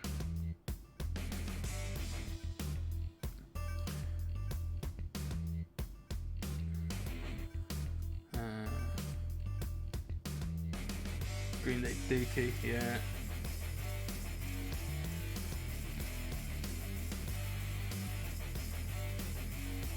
Still listen to a lot of classic stuff back then. And by classic, I don't mean like Mozart. I'm talking Queen, Stones, Zeppelin.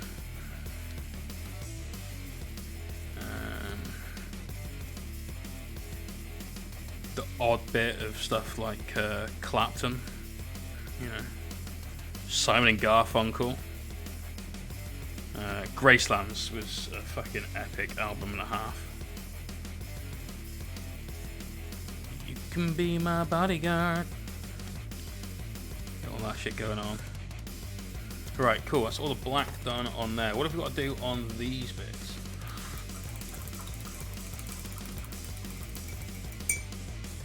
Alien Ant Farm. Fucking hell, yeah. Yeah. The Offspring. How could we forget The Offspring? Conspiracy of One. What an album. Right, it's a big white stripe. The White Stripes.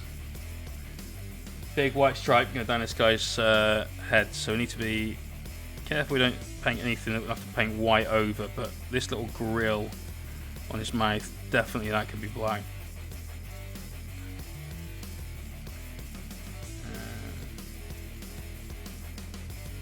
Within Temptation to Evanescence. I'm not sure I've heard of them.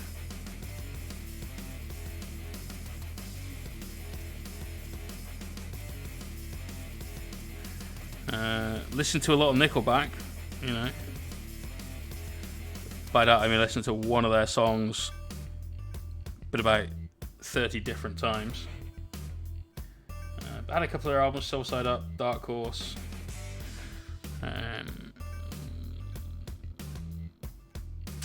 Can't think of any else. Hailstorm, yes. Okay, Blackstone Cherry, big fan.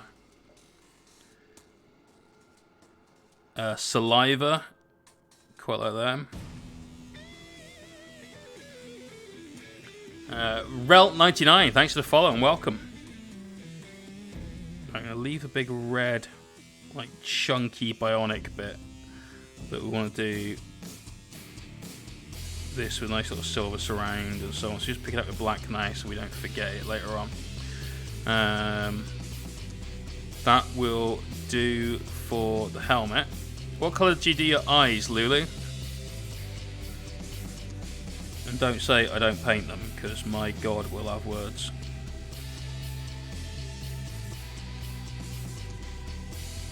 You get all these silver, nice bright silver, so we want black over here so we don't have any of that red coming through. Me and Mary Jane. Me and Mary Jane got a thing going on.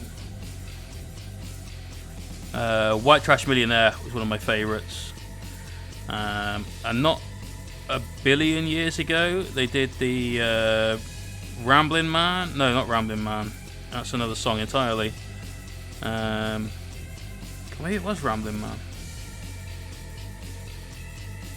Very slow, mostly vocals song. Big fan. Curb. I think I had Curb. That was their second album over here, right? Soundgarden, yeah. Yeah, Audio Slave, I love. Bowling for Soup, yes. Yeah, had a couple of their albums. Fountains of Wayne, Wheatus.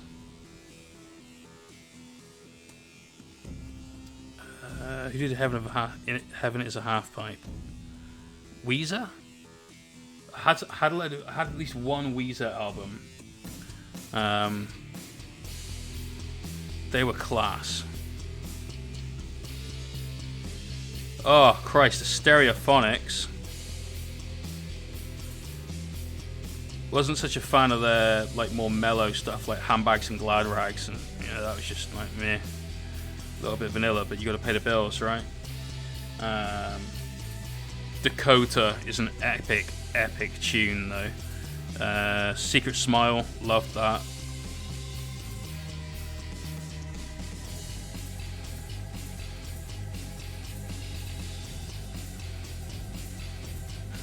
Right, should we paint some hazard stripes? Good Charlotte. Let's see. Girls and Boys was a bit meh, but it was alright because it was that kind of weird time with Avril Lavigne coming out as well. Rammstein I can get behind, but rarely. Maiden, OPM, thank you. That was it. Maiden I can listen to. It's just I don't very often. Band called My Darkest Days were cool. Now singer is with 3 Days Grace. 3 Days Grace is pretty alright.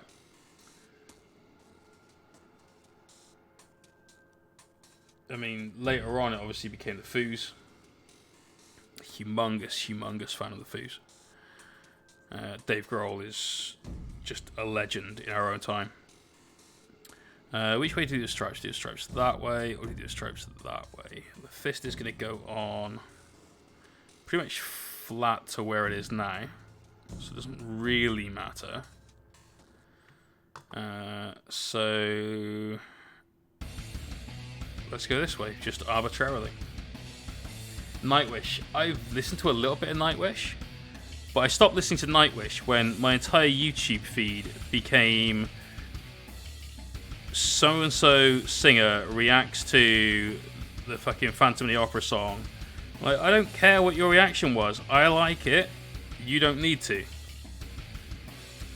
I don't care how much you absolutely got blown away by it either, because I wasn't that blown away by it. I just liked the song. Breakout is probably your favourite Foo song. Fair. Like, for me, there are too many. It depends on what mood I'm in as to which is my favourite Foo song. Like right now, if I had to pick one Foo song to listen to, literally right now, Everlong. Pearl Jam, I can get behind a bit of that. But there's a guy in the chat and get behind it a little bit more than me, I'm sure.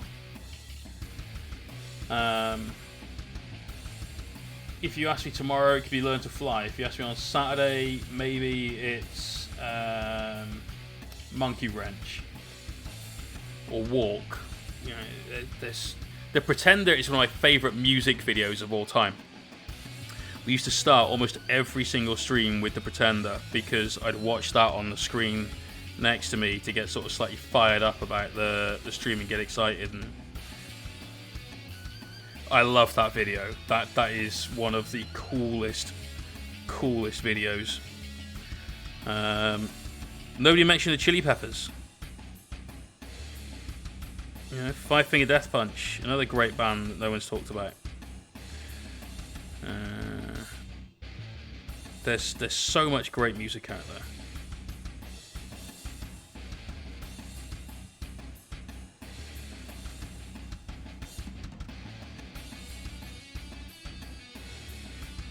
So, paint is drying weirdly today.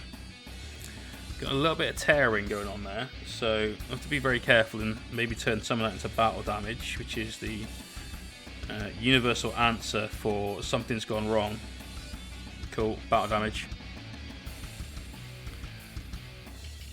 Just notice that line's not particularly straight there either. Back in and sort that one out. Like so.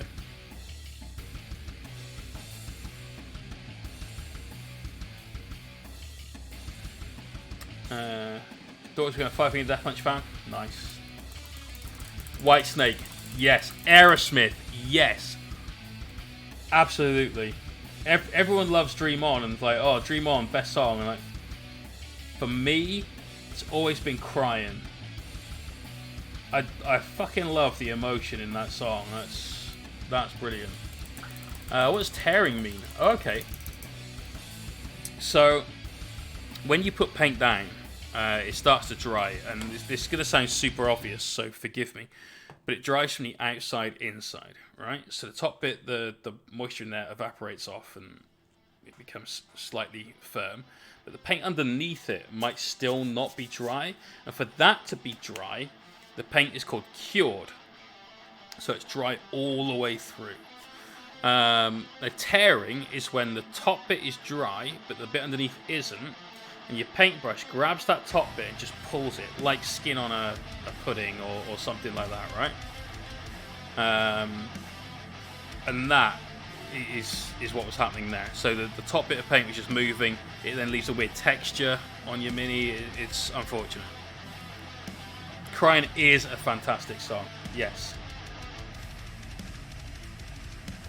It's just, he fucking gives it all in that song. And for me, the best music is music with a bit of passion and emotion behind it. Wrong Side of Heaven's a great tune. Targetosa, thanks for the follow. My favourite from them is usually Under and Over It. I fucking love that. POD, yeah, they were good. There's one really famous song that they do, and I can never remember what it's called.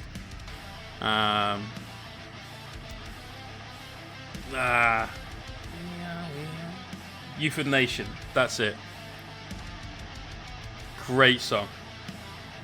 Kings of Leon, they had that one like really big summer over here where they were everywhere. The Sex on Fire album, whatever the album was called, that might even have been the name of the album, thinking about it, had some banging tunes, and it was very different to a lot of other stuff.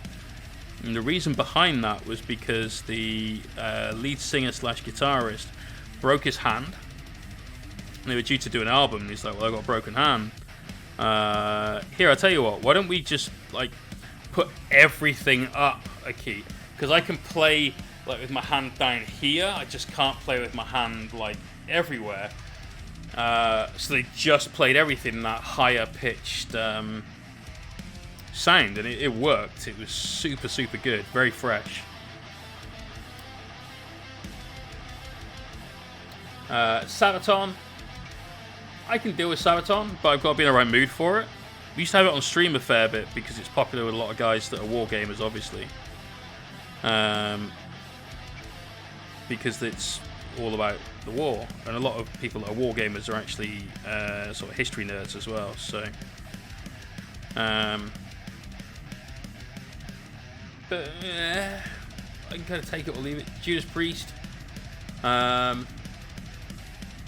Yeah, I didn't listen to a lot of his stuff. Bolt Thrower, I just fucking no, absolutely not. Avenged Sevenfold, I really like the song. The video's cool. It's like a cartoon, and it's him and a chick that's a zombie and stuff like that. I like that. That's a cool song. Yeah, Lulu getting the Hazard Stripes down. Leave that a minute to dry.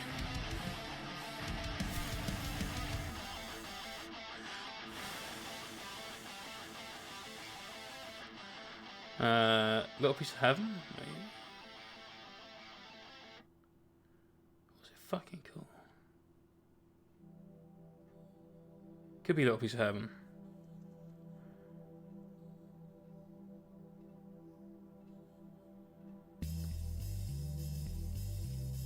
But I get that one covered up in my YouTube queue quite frequently, and I usually don't skip it.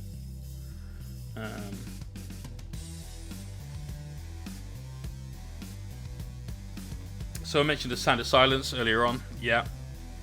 Like the cover by Disturbed was amazing. Some of Disturbed stuff, I used to listen to a lot of it. And it feels a little bit flat for some reason now. I don't know why, but it just does. Queen, I'm in absolute love with all of the Queen songs ever. They're all great. AC/DC, humongous fan, but I find that as soon as you start putting AC/DC on, you hear 4 songs, and then someone's just put a different band on. It's the same 4 songs all the time. You get Back in Black, Highway to Hell,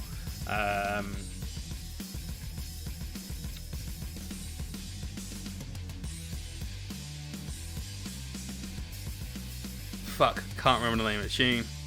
But you basically just hear like this much of AC/DC's monumental fucking library of songs. Thunderstruck, thank you. See, everyone knew what it was going to be. Gangster's Paradise. I'm not so au fait with the words for that, but it's a fucking great song. I don't think I ever met anyone that actually knew all the words to that and could sing it. But yeah, the old school rock is always going to be some of the best music, because that connects with a emotion that child you had, and it takes you back to a much happier time. Like, I have a crystal clear memory of putting Queen on the tape deck, little tape deck sort of stereo boombox. You know, wasn't great. It was I think it was Matsui or something like that, some real shitty brand, yeah. I'd put a Queen cassette in that was normally going to be Greatest Hits 1 or 2.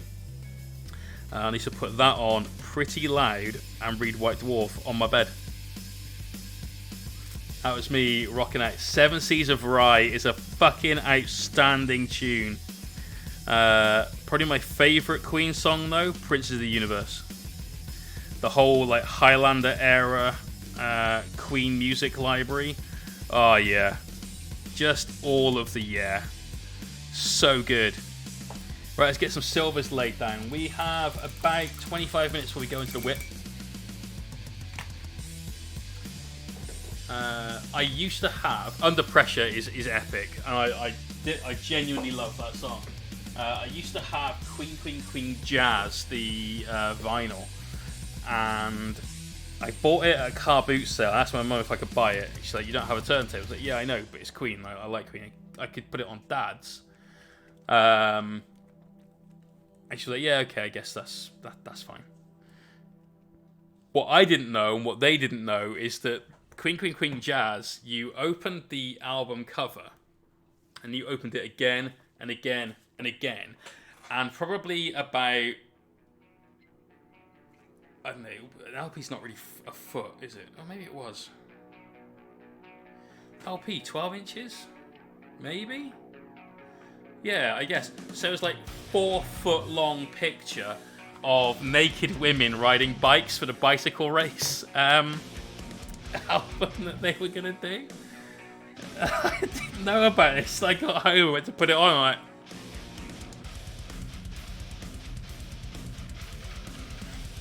Hello.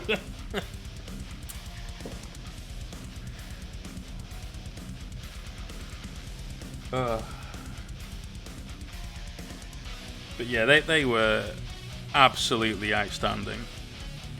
And even the softer songs from them, like 1 Year of Love, Friends Will Be Friends, they're great songs. They're great songs. They're just something you hear and you think, oh, this is great. I haven't listened to this in pick X number of fucking years. Hammer to Fall is one of my favourite Queen songs. I absolutely adore that song. Dragon Attack, an extremely lesser known Queen song, but just awesome.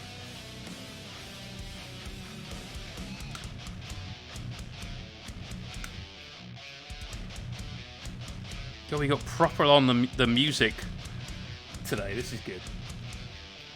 Flash Gordon approaching. Fire all weapons. Flash, I love you, but we only have 14 hours to save the Earth.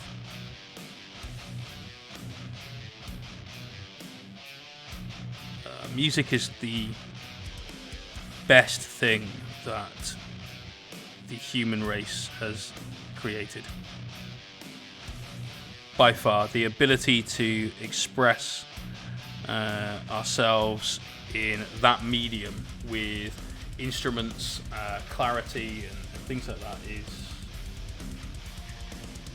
it touches every single person on the planet in a different way, but it touches everyone. It's like the Herb. Benny Punk, thank you for the follow. Kashugi's ship.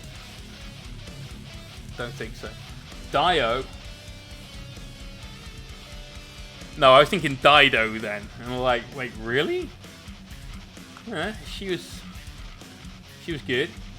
Top 10 Queen tracks and why. Fuck. Sarantis, thank you for that host. Right, let's see. So number 1, I've said Prince of the Universe. Love the whole Highlander thing. All of that movie was great. Christopher Lambert just fucking nailed that. And the whole sort of fantasy rock thing, that was my first exposure to it at all. That was great. Under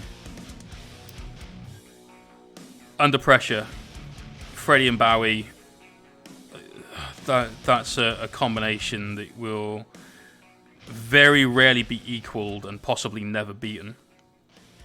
3... Kind of Magic, same album as Prince of the Universe. It was called Kind of Magic. Just genuinely like it. It's a great song. Highlander is a fucking godly film. Yes, but a shite TV series. And gave birth to some pretty outstanding sequels. Just for the wrong reasons. We get to 3, Hammerfall. While you're waiting for the hammer to fall. Yeah! Just gets you fucking in the mood.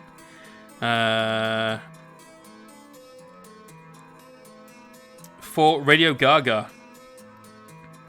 That's another super feel-good song. And it's a song that's all about just having music. Voren! Oh shit! No, it's Rocky. It is Rocky. Hold the presses. Voren, you got your sub. But thanks to Rocky. Let me just give these meeps out. VOREN. There you go. It's you sorted. We also got Benjamin. Kind of apt for what we were just talking about. 405.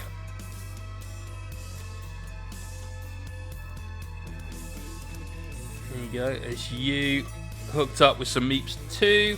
Sluggo.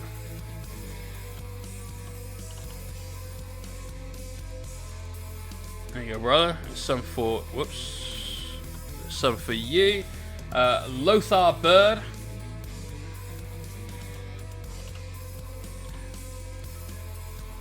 There's meeps for you. And then last but by no means least, Sozerin. Sozerain. I think.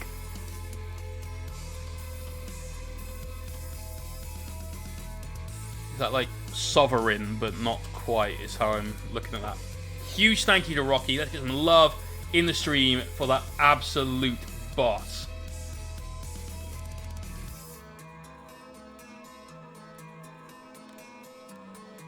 How did that kill you a stream boss? Well, you know, we haven't reset his life yet, but we made him particularly durable for the last stream by accident. Brilliant. Rocky still not, but T-bone to Max. Rocky trying to get rid of himself. There you go, dude. There's some meeps for you. For everyone that's just been given some meeps and is unsure why that's a good thing, exclamation point win, and also exclamation point mystery are good commands for you guys to use right now. Tells you a lot about the stream, what we do, and why you should stick around. Like Rocky, who's been here now for over 16 months. And he's still going. The Omnissiah is the boss! How absolutely apt is that?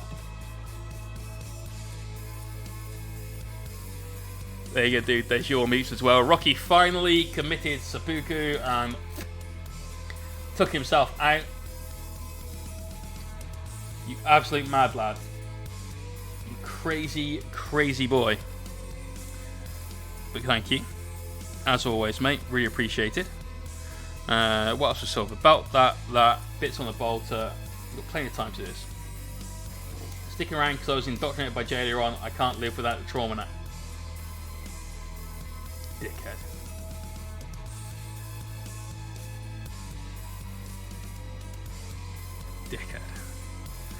Where do we get to? I think we're up to number 4. So number 5. God. Notice how Bohemian Rhapsody has not made it onto this list. 7 Seas of Rye.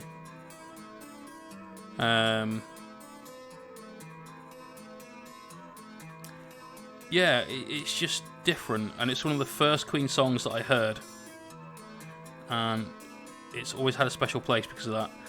Number 6, this is in no particular order, One Vision. All you need is one worldwide mission. Fucking epic. And then the send-off of Fried Chicken, like, hang on, what? Yeah, One Vision was awesome.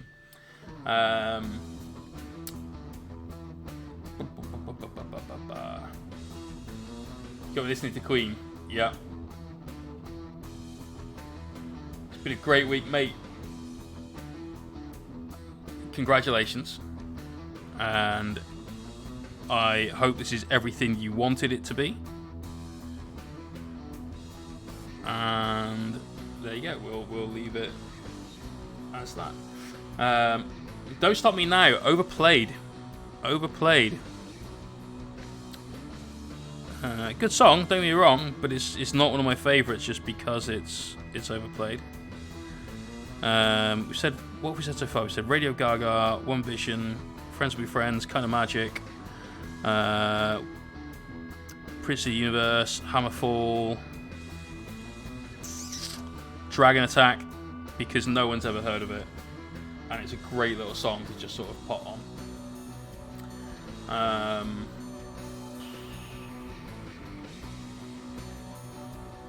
Dire Straits, yes, mate. It is overplayed, mate. Certainly over here, overplayed. Same as We Are the Champions. Like, I got no real love for that song anymore. when I was 10. That and another one, Bites the Dust, Bohemian Rhapsody. Maybe not when I was... Yeah, maybe... Yeah, when I was 10. Yeah, definitely. Fat Bottom Girls. That's another one that used to make the list.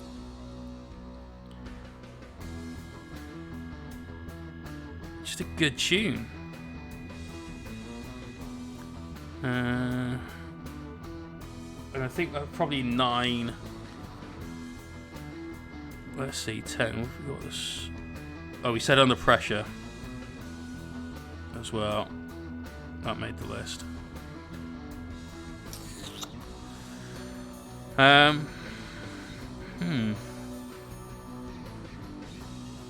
Yeah, fuck it. Let's round it off with 1 Year of Love. It's just a nice song. It just shows that the band is more than just here's some fancy guitar from Brian and the boys. Yeah, liked it. Wanna Break Free is a good song. Headlong, fucking I haven't heard that in years. Killer Queen,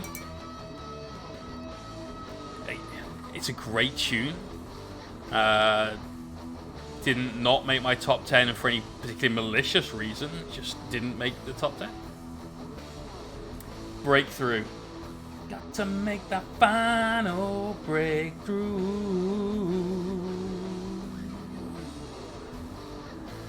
Now. Rocky, peace out, my brother. Much love to you, man.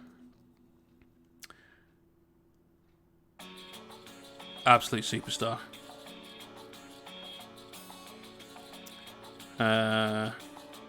Yeah, Breakthrough. God, what a tune. But yeah, Prince of the Universe. Here we are, born to be kings.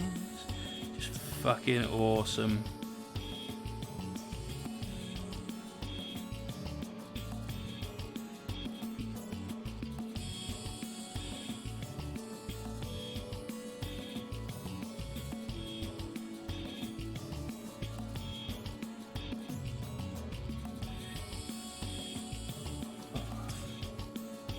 Too Much Love Will Kill You. I don't remember that, I'm not gonna lie.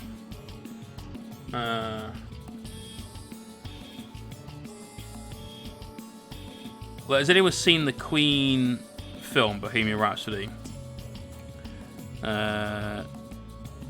It was a bit weird. I didn't dislike it, and he did an okay job of playing Freddie.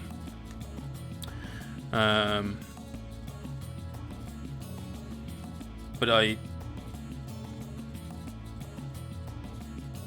didn't love the film.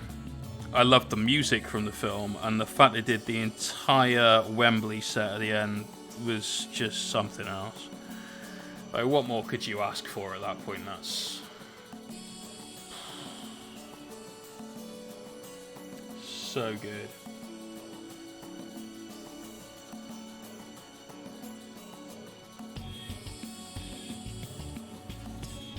Decent actor, but the film that I've most liked him in is the Need for Speed film. Like, honestly, that's a fucking great film.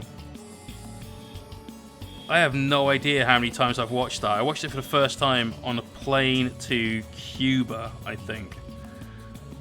And then watched it again on the way back. It's another one of those sort of feel-good films where you can just put that on and just sit and chill watching that. Great film. Right, let's do the ammo, but not the actual ammo. We'll do the ammo copper. Oh well, we've just mispainted some of it, so we'll paint all of it and then we'll paint over it copper. Mr. Robot, I've sort of had an off-on thing with Mr. Robot. So I watched the first season and I was like, alright, that was cool. I tried watching the second season, it just didn't...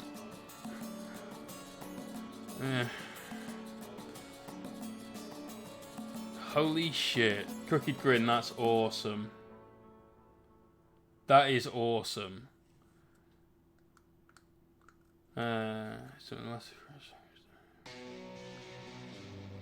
Fair. I'll see if I can put that on tomorrow while I'm working. Yeah. Cool album to listen to. Is that the album name, Made in Heaven? Yeah, Mr. Robot, I've tried to watch 4 fucking times. I've tried to get into. This is a lot for me. Normally it's like one and done. Didn't like it, fuck it, moving on. No time to wait. But 4 times I've tried to get into the Man in the High Castle. Just can't. The characters seem to have almost no depth to them whatsoever. Just... Baz, take it easy, brother. And Slayer Sin 666. Great name. Thank you for the follow and welcome to the stream. Yeah, Man in the High Castle we've tried repeatedly. Mr. Robot I got bored of and burnt out on. There are some TV shows that I'm always like, oh, what's next? What's next? What's next? The TV adaptation that Amazon did of Hannah is epic. Absolutely epic. Love that. Yes, Crownblade, that's my weekend watching. I got super fucking excited the other day when there was on the front page of Amazon Prime, The Boys with new episodes over it. I'm like, yes, it's fucking here. Here we go.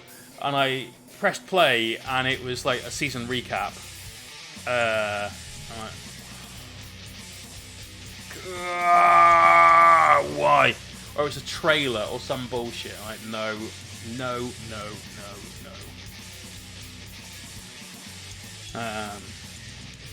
But yes, tomorrow or in maybe like 52 minutes, but we'll be good. We'll go to bed. Zen, how's it going, man?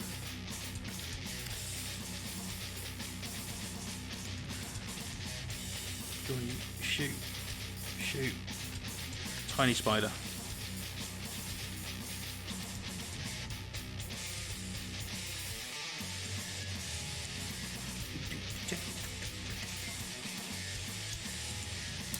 Happy season 1 was good. Happy season 2 was not. And the fucking... It was weird. Like...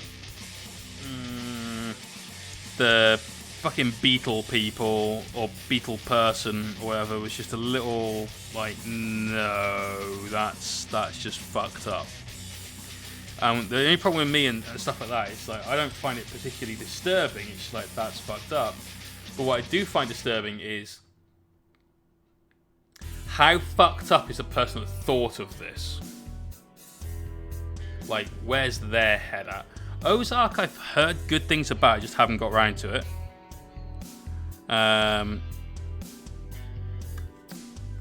Yeah, that looks okay. I just watched Homeland, which has Lady with All Teeth. Not Julianne Moore. Ginger woman. Begins with a J.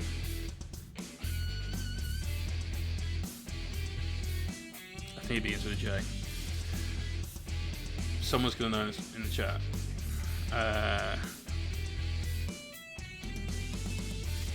Did the film where she was a hooker. Like, what the fuck? Why can't I possibly remember her fucking name? Julia Roberts. There we go. Got her in the end. Yeah, I watched season 1 and 2 of that. And season 1, I predicted the end. Well, I predicted the sort of plot twist about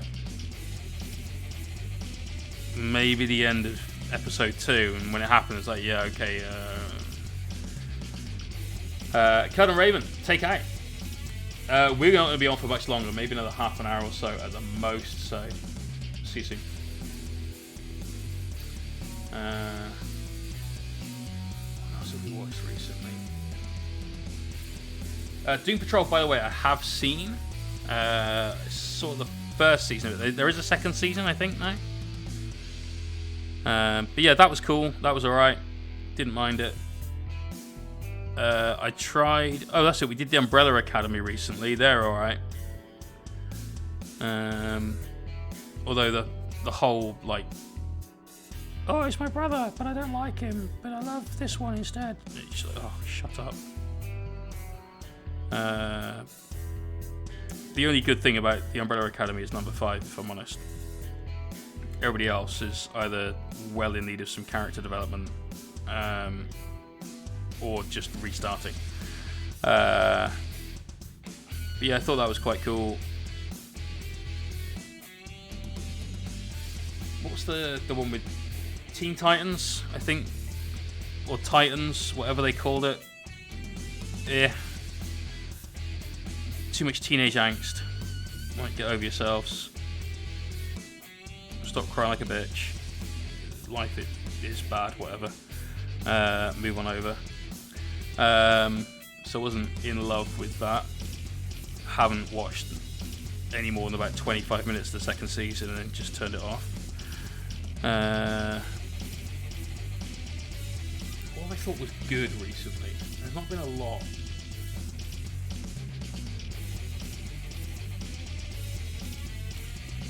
No Fight Actor is really good, yes. Warrior. Sort of film, Warrior, if that's what you're on about, but I don't think it is. The one with Bane, Tom Hardy in it. That's a great film. That's a really great film. If anyone's not seen that, that's well worth a watch. I think easily one of Hardy's best performances, actually. And the guy who plays the teacher is a really good actor as well. Paradise PD, not seen, actually. That's the cartoon thing. I don't watch a lot of that sort of thing. Although Archer is like the biggest draw for me. Like, I'll watch anything that's Archer. That and South Park, they're like the only 2 cartoon shows that I religiously will watch.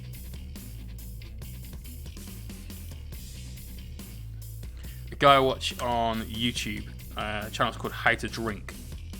A guy that runs a channel called Greg. Super awesome dude. Plays 40k, actually. Plays Space Wars. And does a load of pre-prohibition like cocktails and stuff on his How to Drink channel. Super interesting guy, very knowledgeable, massive nerd, D&D fan, you know, all of the usual nerd traits. So we fit in well here, that's for sure. He is extremely good fun to watch. And earlier on today, he was making cocktails. I was watching videos of stuff from like video games like The Witcher, all that sort of stuff. That was great fun to watch. He made the Archers. Oh God, Horatio Cornblower. That was it. That was awesome. Harley Quinn is hella good. Big Venture Brothers Energy. Is that a... Oh, right, I see. Nice, I haven't seen that.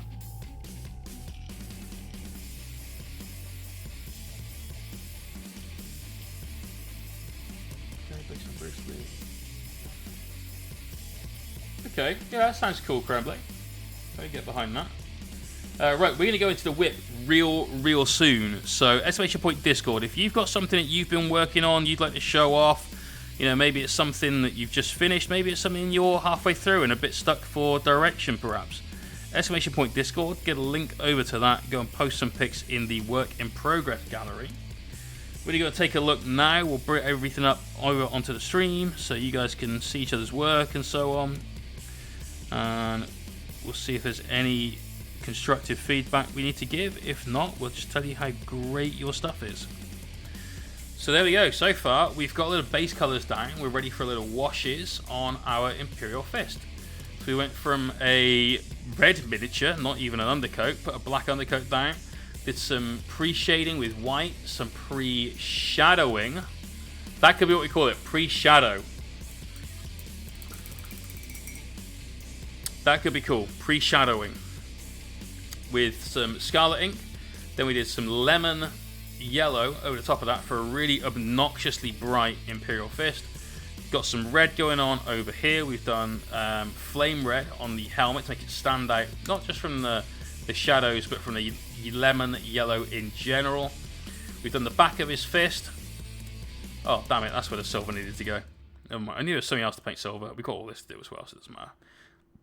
Quick couple of hazard stripes on there. They need some highlights as well, but just getting our base colors down with the black. So that's tonight's stream. We're going to carry this guy on next stream, which will be Sunday night. So we're going live at 9 on Sunday. And we might be able to finish him off in that stream. There's a lot to do, so it might be one more after that. We'll see. We've got a lot on the base to do as well. There's loads of details in there. And we have to get in some washes as well on top of all of that before that dries. So, yeah, loads to do still. Oh, that's one. Right, we've spent long enough watching Jay paint. Now let's see what you guys are working on. Throw it in the whip. Yeah, exactly that. Let's see what Discord's got to offer today. Someone's mentioned me in the thing. Wow, Rocky, how dare you? How dare you? Right, Crownblade. Let's see what you've been working on. Want to do something else, so I dived into my unfinished Blackstone. Okay, cool. Not going to Blackstone bases though. Just didn't like them. Didn't want to do them. They're fun to paint. I did. Annoyingly, for the entirety of the Blackstone set, I did them all by hand. And then the expansions, I did them by airbrush. So I worked out how to do it by then. Crash Blackstone ship. Could be. So these are cool. The one on the right is losing something between the bone and the hair. They sort of bleed into each other, just a touch. But I like overall what you've done. Looks good, man. Looks good. Two sprues. These are the Beastmen in Blackstone Fortress. You get 2 of each sculpt in there.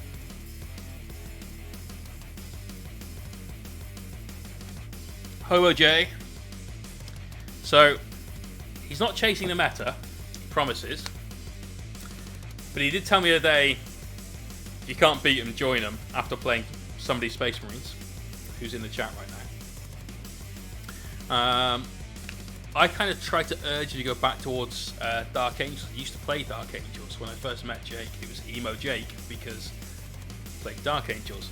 Andy was highly emotional, and dice frequently got launched. He bought some dice, and the one on the D6, they were red dice with white dots.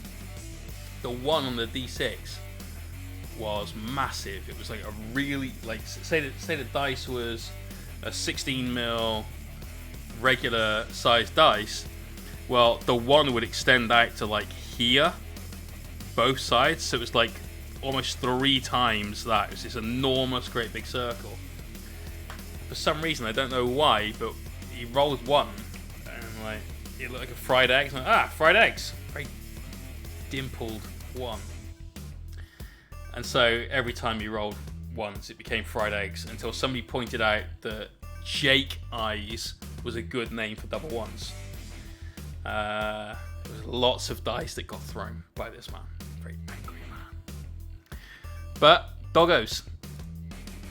I'm thinking there's going to be some Wolfen, because Wolfen, they're great. And my good friend Cy Miller always runs Wolfen, and always does well at events as well. He's right up there at the top, say, 5 to 10 players, if not placing at the event with that list. He's fucking great. Good work, dude. Good work. Toonie Sprues is finally coming together, ready for leg day. Are you still pissing about with this? Is this not the same picture we saw the other day? I swear this is the same picture.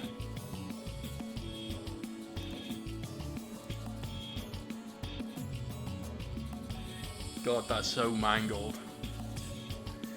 So mangled. The reposing, though, is strong. It's before and after. Gotcha. Gotcha. Well done, dude. You got there.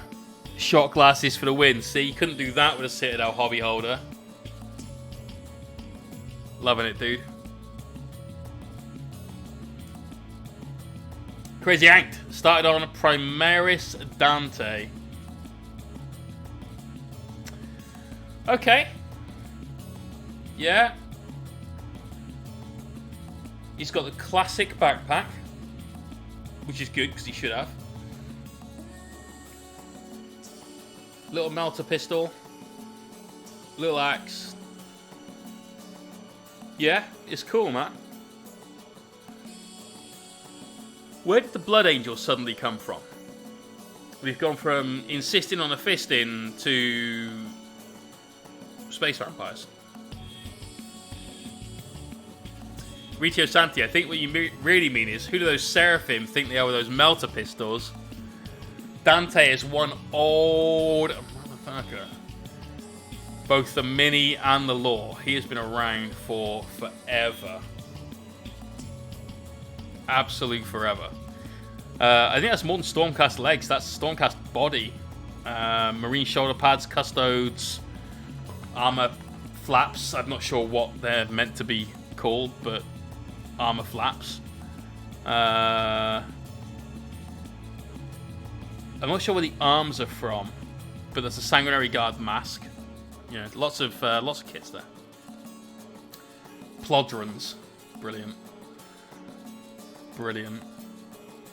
Butt shot, nice, dude. Yeah, looks good. Ah, nice axe blade. Yeah. And that's the Encarman axe from the Sanguinary Guard kit. Looking tasty, dude. Well, no, pauldrons is your shoulder. So I assume plod, as in like plodding along. So like legs. You know, I went through quite a lot of mental like acrobatics to get plodrons into, like, sure, why not? We could call them that. Looking good, dude. Looking good. Right, Cervantes, Lizardman team progress. Very cool. Very cool. I love the sort of almost actual reptilian crocodile look you've got to them. Always black rims. There's no alternative. Always black rims. I'm trying to work out if any of the names are like weird joke ones. We got Do You Think? Right there at the front. Come and Get It. I can't quite make out the others. Gars. No. Oh, so you got a Saurus, yeah, because he's Do You Thinky, yeah. My Lizard Man star player was called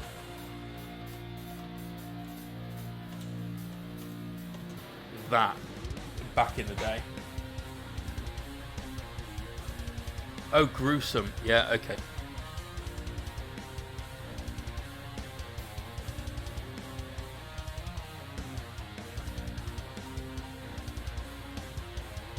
Big Bully. Oh, Big Bully. Yeah, nice. Very nice. Yeah, my Saurus star player was called the Jelly Baby. Because why not? Yeah, love these, mate. Really, really cool. Playing a little bit of Dungeon Bowl, though, I see.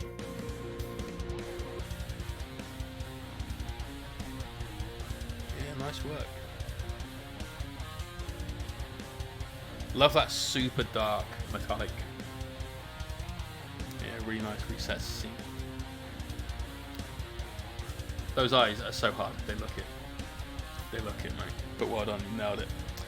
I mean that in a good way. Maladeus, side project of my mate's, his first experiment with glazing DIY.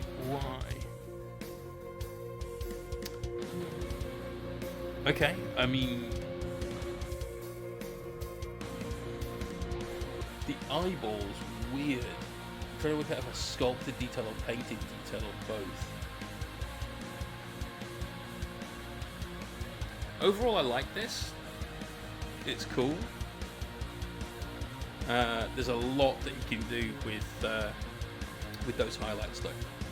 Like get some yellows in there, or some flesh tones in there, or even like just go weird with it, because it's not like a normal creature, is it? Is the eye inverted? It almost looks like it's carved inwards. Don't have to work it out. I've seen a few of these. Weird spikes. Looks like a dragon fruit.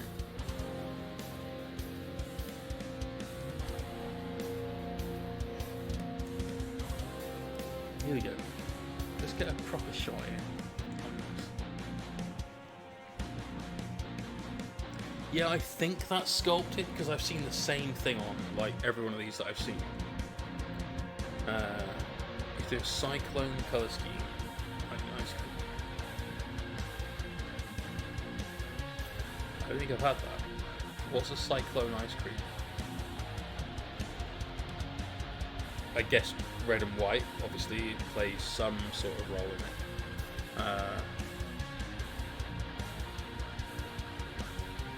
Red, white, and blue. Okay. So I'm assuming we're going to get some blue in with the eyes, maybe on those pseudopods, maybe just a big main eye.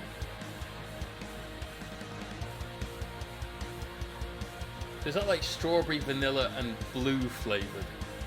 Like, is this one of those things that's like, this is for children because it contains all of the food dye in the world, or is this a proper thing? So, this is a D&D mini. This is a beholder, I think. Looks cool though, man. Quid, finished now for the Blade Guard. Oh, finished now for the Blade Guard. This guy looks great, dude. Yeah, brilliant job. The best thing about this is the black isn't actually black, which is the best way to paint black. You've done the red on the stave about the same way that I do it as well. I love the red robes you've got there. Yeah, this is just brilliant. I prefer this head, the Terminator helmet, to the Chaplain Cassius kind of esque one that the regular guy has. Love all those purity seals you've got on the back. Yeah, super cool, man. Looking forward to see what you do with those Blade Guard.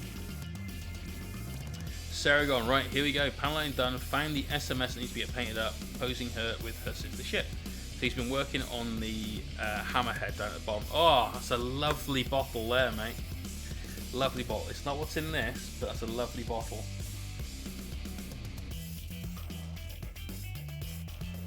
That right there is my favourite, like, go-to scotch. Big fan. Looking good though, champ. Looking good. Lots of work goes into these, I can tell.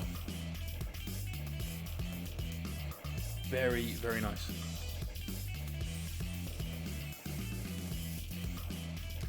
Azrael with the get his Judicia going on. Looking good.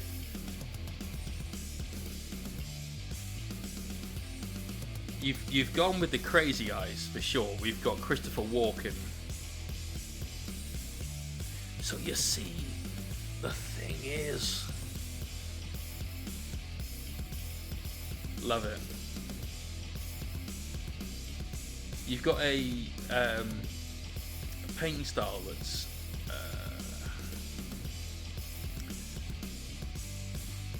I want to say like intentionally rough. So there's texture on everything. I can see what looks like some dry brushing going on this cloak. But everything's got the same kind of rough texture to it. There's a great thing, a Roman, gives it a beat. Palazzi, it's not Palazzi. Fuck. Painter, Roman something, very famous, despite the fact I clearly can't remember any names today. He had a bit of a thing about why should your paint be smooth? Why should everything be a smooth layer of paint? Look at traditional 2D artists from hundreds of years ago that are revered as masters. You know, look at Van Gogh, texture everywhere. Roman Lepat, that's it. Why should my miniature be any different? And so he took a couple of months and basically he painted a mini a day for a year, which is something, right? That's some dedication to your art and your craft. But for a part of that, a couple of months worth of that, was just stuff that was very textured, like intentionally textured, but not like, well, I'm gonna create a paint that's super thick and like slap it on with the end of the brush and stuff like that. But you had texture rather than trying to get smooth blends on stuff. And if you use it as part of your style, it can really work. So I like what you've done. You know, I can see there's obviously some elements of very heavy dry brush, but look at the cloak. You've got the light brown, and then you've got absolutely night in terms of your highlights there, and then you've got it again with the side. It's not bad, dude. It's not what I do by far, but it's not bad at all. Cobalt Squad, really new to painting minis, started 10 days ago.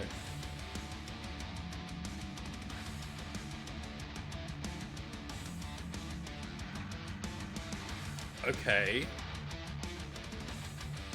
For 10 days progression, this is outstanding. Like, there's definitely things to work on. But this is really good. Like, genuinely really good.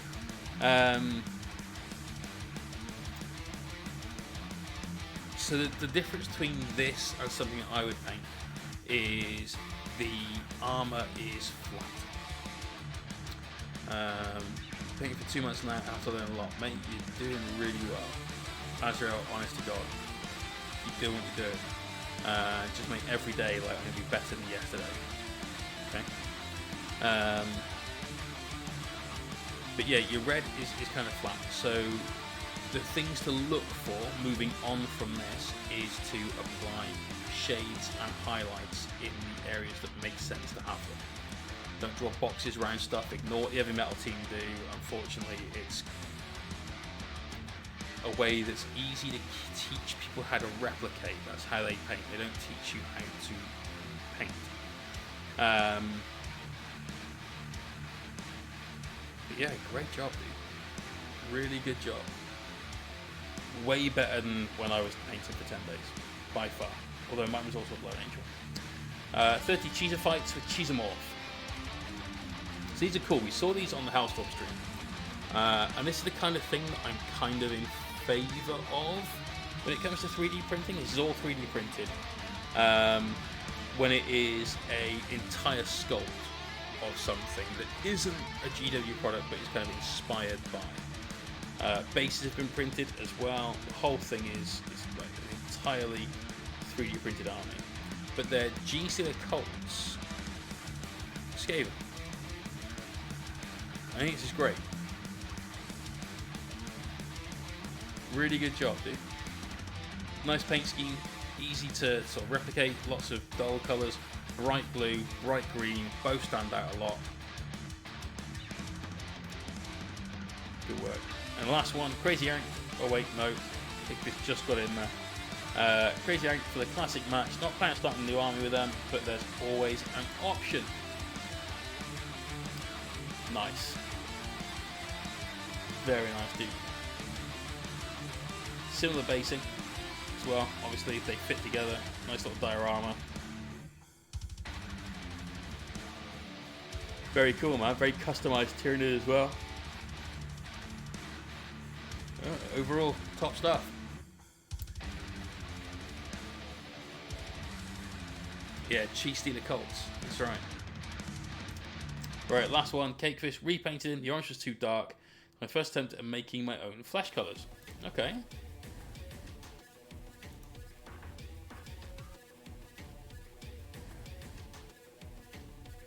Dude, that looks horrible. Like the good kind of horrible. Like it's just sort of close enough to being this big fleshy monstrosity. Just a little like, oh, he looks nasty. So great job there. The yellow spots always make people feel a little bit queasy, like just a bit. Can't deal.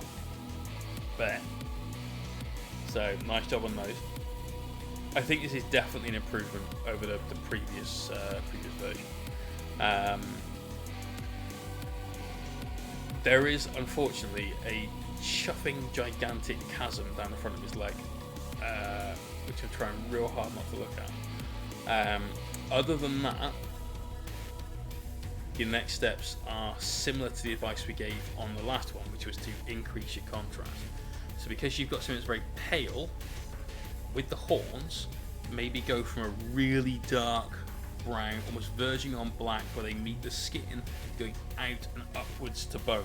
That way you'll have that separation in there throughout all aspects of that on the miniature. It's a lot more work to do, obviously, but it's going to make all of those stand out from it and give it a nice sort of surrounding crown on the back. But yeah, good stuff, dude. Good stuff. And I commend your bravery on going, you know what, it wasn't working. We're just going to start again. So well done, champ. Right, this is definitely the last one. We're done now. I'm going to do this. I'm going to look at Discord. This is the Christmas White Dwarf, and I very nearly bought this and just never got around to it. The Nerf bolt gun is genius. Absolute genius. I love that. The Primaris Space Marine armor that everyone looked at and was like, oh wow, yeah, cool, it's a White Dwarf, it's a Space Marine, and nobody made the fucking connection to a different suit of armor. It's just great. Really, really well done. And a little grot hiding in the cake. Love it. Great sculpt. For your painting, you've done well. Like, genuinely, you've done well. I'd push some of your highlights to a slightly more extreme edge to them. Especially on the blue armor. That could do with just a little bit more coming out. Reason being, behind him, you've got these very bright, gaudy coloured presents, and they take your attention a little bit. You've got yellows, pinks, greens, a little bit of gold going on there, and those all contrast really well to the blue armor he's got, so your attention is kind of diverted away from the centerpiece. Part of that's the angle we've got the shot in, but still, that needs to be done. Also, well done on painting the Nerf packaging as Nerf packaging. Big brain moment. Well done. So this was this evening's paint job. We started with the red mini, we've done the priming, the undercoat, all of the layers so far. Hope you guys stick around for Sunday stream, and they said Thursday stream. We're going to carry this guy on. We might get it finished in that time. We've got a little bit of freehand to do, and we might actually, fuck it, just go one more stream and get some freehand put on that shoulder as well. So loads to do still on this guy. Lulu, I hope you're happy with it. For now though, let's see who else is on Twitch. Pass the hobby love on. What do we got?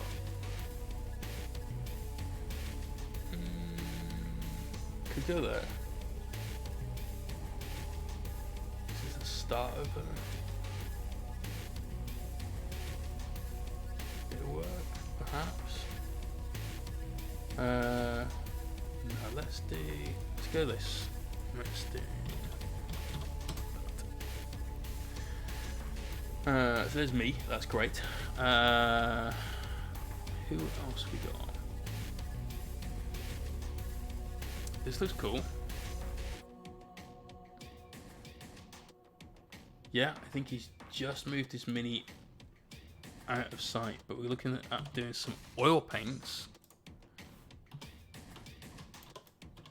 So going to Wapalius. Wapalius. James Wapple. Good painter. Real good painter. So, tune in on Sunday, like I said. Sunday is never a pterodactyl. You're absolutely correct. It's never ever been a flying dinosaur. Glad we cleared that up. See you guys on Sunday, unless it becomes a flying dinosaur, in which case we all should run for our lives, or make the largest chicken wings ever. Peace out, everyone. See you there.